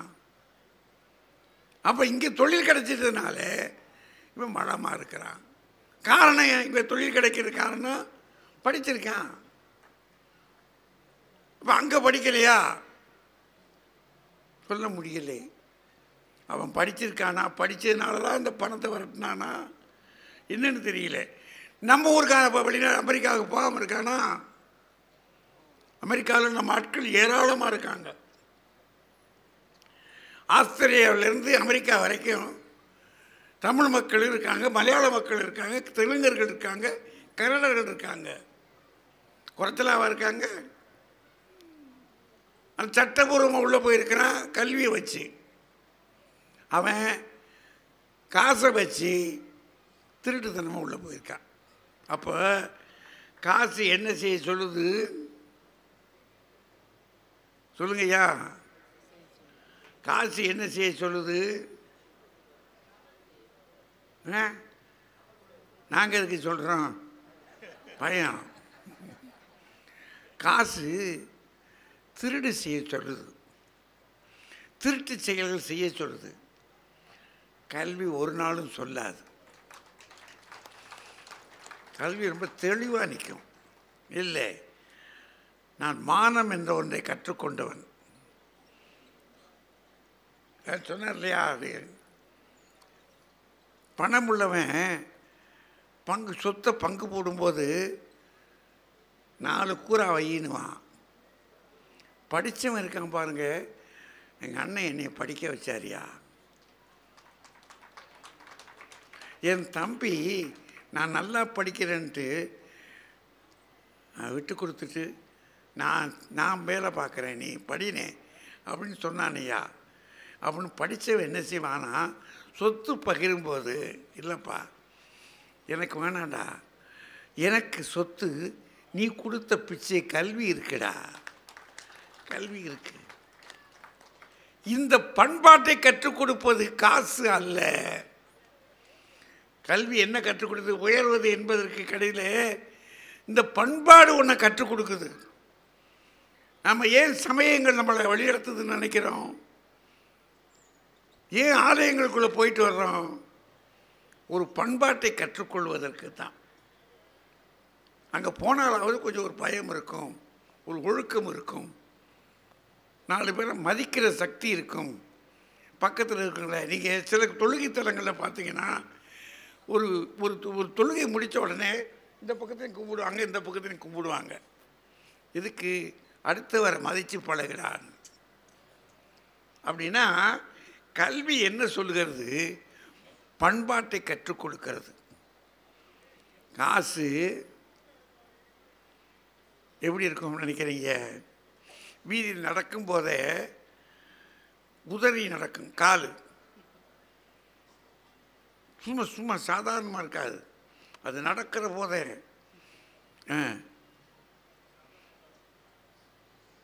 அது வீடுகள்லாம் பார்த்தீங்கன்னா இந்த நகையை வாங்கி போட்ட உடனே தான்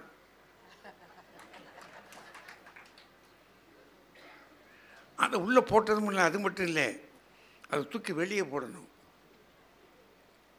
நம்ம கூப்பிட்டு சொல்கிறோம், இப்போ அத்துட்டு போயிடுவாங்கடா, வேணாண்டாண்ணா, கும்பிட்டு காசு போட்டு வாங்கிக்கிட்டு 4 பேருக்கு தெரிய வேண்டாம். காவல்துறையில் சொல்கிறாங்க, இது கொஞ்சம் அடக்கமாக போங்கன்னு.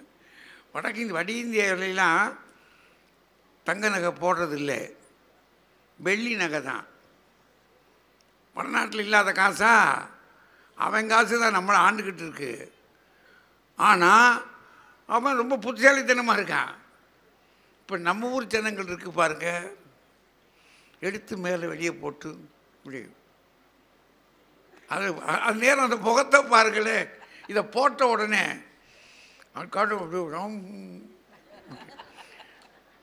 அது இந்த பக்கத்தில் மேற்கு பக்கம்லாம் சில போனோம்னா பயங்கரமாக இருக்கும். அவங்க போட்டிருக்க நகையை பார்க்கும்போதே பயமாக இருக்கும் நமக்கு. அம்புட்டு நகை. அது சிலர் சொல்கிறாங்க இது வாடகைக்கு வாங்கினதுன்றா. எப்படிலாம் இருக்குன்றீங்க? அவள் இப்படிலாம் பார்க்கும்போது பணம் இருக்கே, அது பகட்டு குணத்தை தெரியும். அது இன்னொன்று மட்டும் இல்லை, அடுத்தவன் மனத்தை கெடுக்கும். பணத்துக்கு இருக்கக்கூடிய குணத்தில் ஒன்று என்னென்னா, பக்கத்தில் இருக்கிறவன் வெங்கிட்ட இம்பிட்டு காசா அது அத்துட்டு போயிடணும்டா, என்ன கழுது அண்ணாங்கிட்ட இப்படி கண்டுபிடிச்சா தான் நம்மளை கொண்டு போவாங்க. ஆனால் காசு இருக்குது, இப்போ கல்வி இருக்கிறவன்ட்ட போய் அத்துக்கிட்டு போக நினைக்க முடியும்? பார்த்த ஒரு பாடு இம்பிட்டு படிச்சிருக்காரா, சே நம்மளும் படிக்கணும்டா அப்படின்னு. இது என்ன செய்யும்? தன்னை உயர்த்த பாடுபடும். கல்வி தன்னை உயர்த்த பாடுபடும். இந்த காசு இருக்கே தன்னை அழிக்க பாடுபடும். காசு இருக்கிறவன் சும்மா இருக்க மாட்டான். அவன் பலமரம் உள்ளூரில் பழுத்தட்டார்னு சொன்னார். முடியுமா? நடக்கிற காரியமாக அது. நீங்கள் நான் அடிக்கடி பார்க்குறது உண்டு. இந்த எலிமெண்ட்ரி ஸ்கூல் டீச்சர் இருக்கார் பாருங்க, அவர் நடக்கும். அவர் பக்கத்தில் ஹைஸ்கூல் வாத்தியார் இருக்கார் பார்த்தீங்களா, அவர் நடக்கும். அவர் பக்கத்தில் கல்லூரி வாத்தியார் இருக்கார் பாருங்க, அவர் நடக்கும். அவர் பக்கத்தில் யூனிவர்சிட்டி வாத்தியார் இருக்கார் பாருங்க, அவர் நடக்கும். இவங்க 4 பேர் நிறைய நடக்க விட்டு பாருங்க. கல்வியினாலையா? காசுனால. காசு இருக்கு தானே. கல்வி என்ன செய்திருக்கணும்? மனசை பண்படுத்தி இருக்கணும். அது தோற்று போனதுலேயும் சில காரணங்கள் இருக்கு. என்ன காரணம்? இப்போ காசு ஆட்சி நடக்குது. பணம் தான் நமக்கு பெருசு பிரதானம். எல்லாரும் பணம் பணம் பணம் என்று அவன் சொல்லுவான். அதில் இல்லை, பணம் மனம் என்று ஏன் பிதற்றுகிறாய் பணம் பிணமே பிணமேனுவான் மனோன்மணி என்ற ஒரு நாடகத்தில். அது மாதிரி நமக்கு பணம் பணம்னு அலைகிறோம். இல்லை, உங்களையும் என்னையும் உயர்த்துவது, தனி மனிதர்களை உயர்த்துவது மட்டுமல்ல, இந்த மண்ணை உயர்த்துவது, மனிதத்தை வளர்ப்பது கல்விதான். அதுதான் நம்மளை வாழ வைக்கும். நம்முடைய பிள்ளைகளை அதனால் கொண்டு போய் படிக்க செய்யுங்க, விடாமல் படிக்க செய்யுங்கள். நிறைய புத்தகங்களை வாங்கி கொடுத்து படிக்க செய்யுங்கள். உங்களையும் உங்கள் வீட்டையும் உயர செய்யுங்கள் என்று சொல்லி வாழ்த்தி விடைபெறுகிறேன். நன்றி, வணக்கம். இந்த தகவல் உங்களுக்கு பிடிச்சிருந்தா லைக் பண்ணுங்க, உங்க ஃப்ரெண்ட்ஸுக்கு ஷேர் பண்ணுங்க, மறக்காம எங்க சேனலுக்கு சப்ஸ்கிரைப் பண்ணுங்க.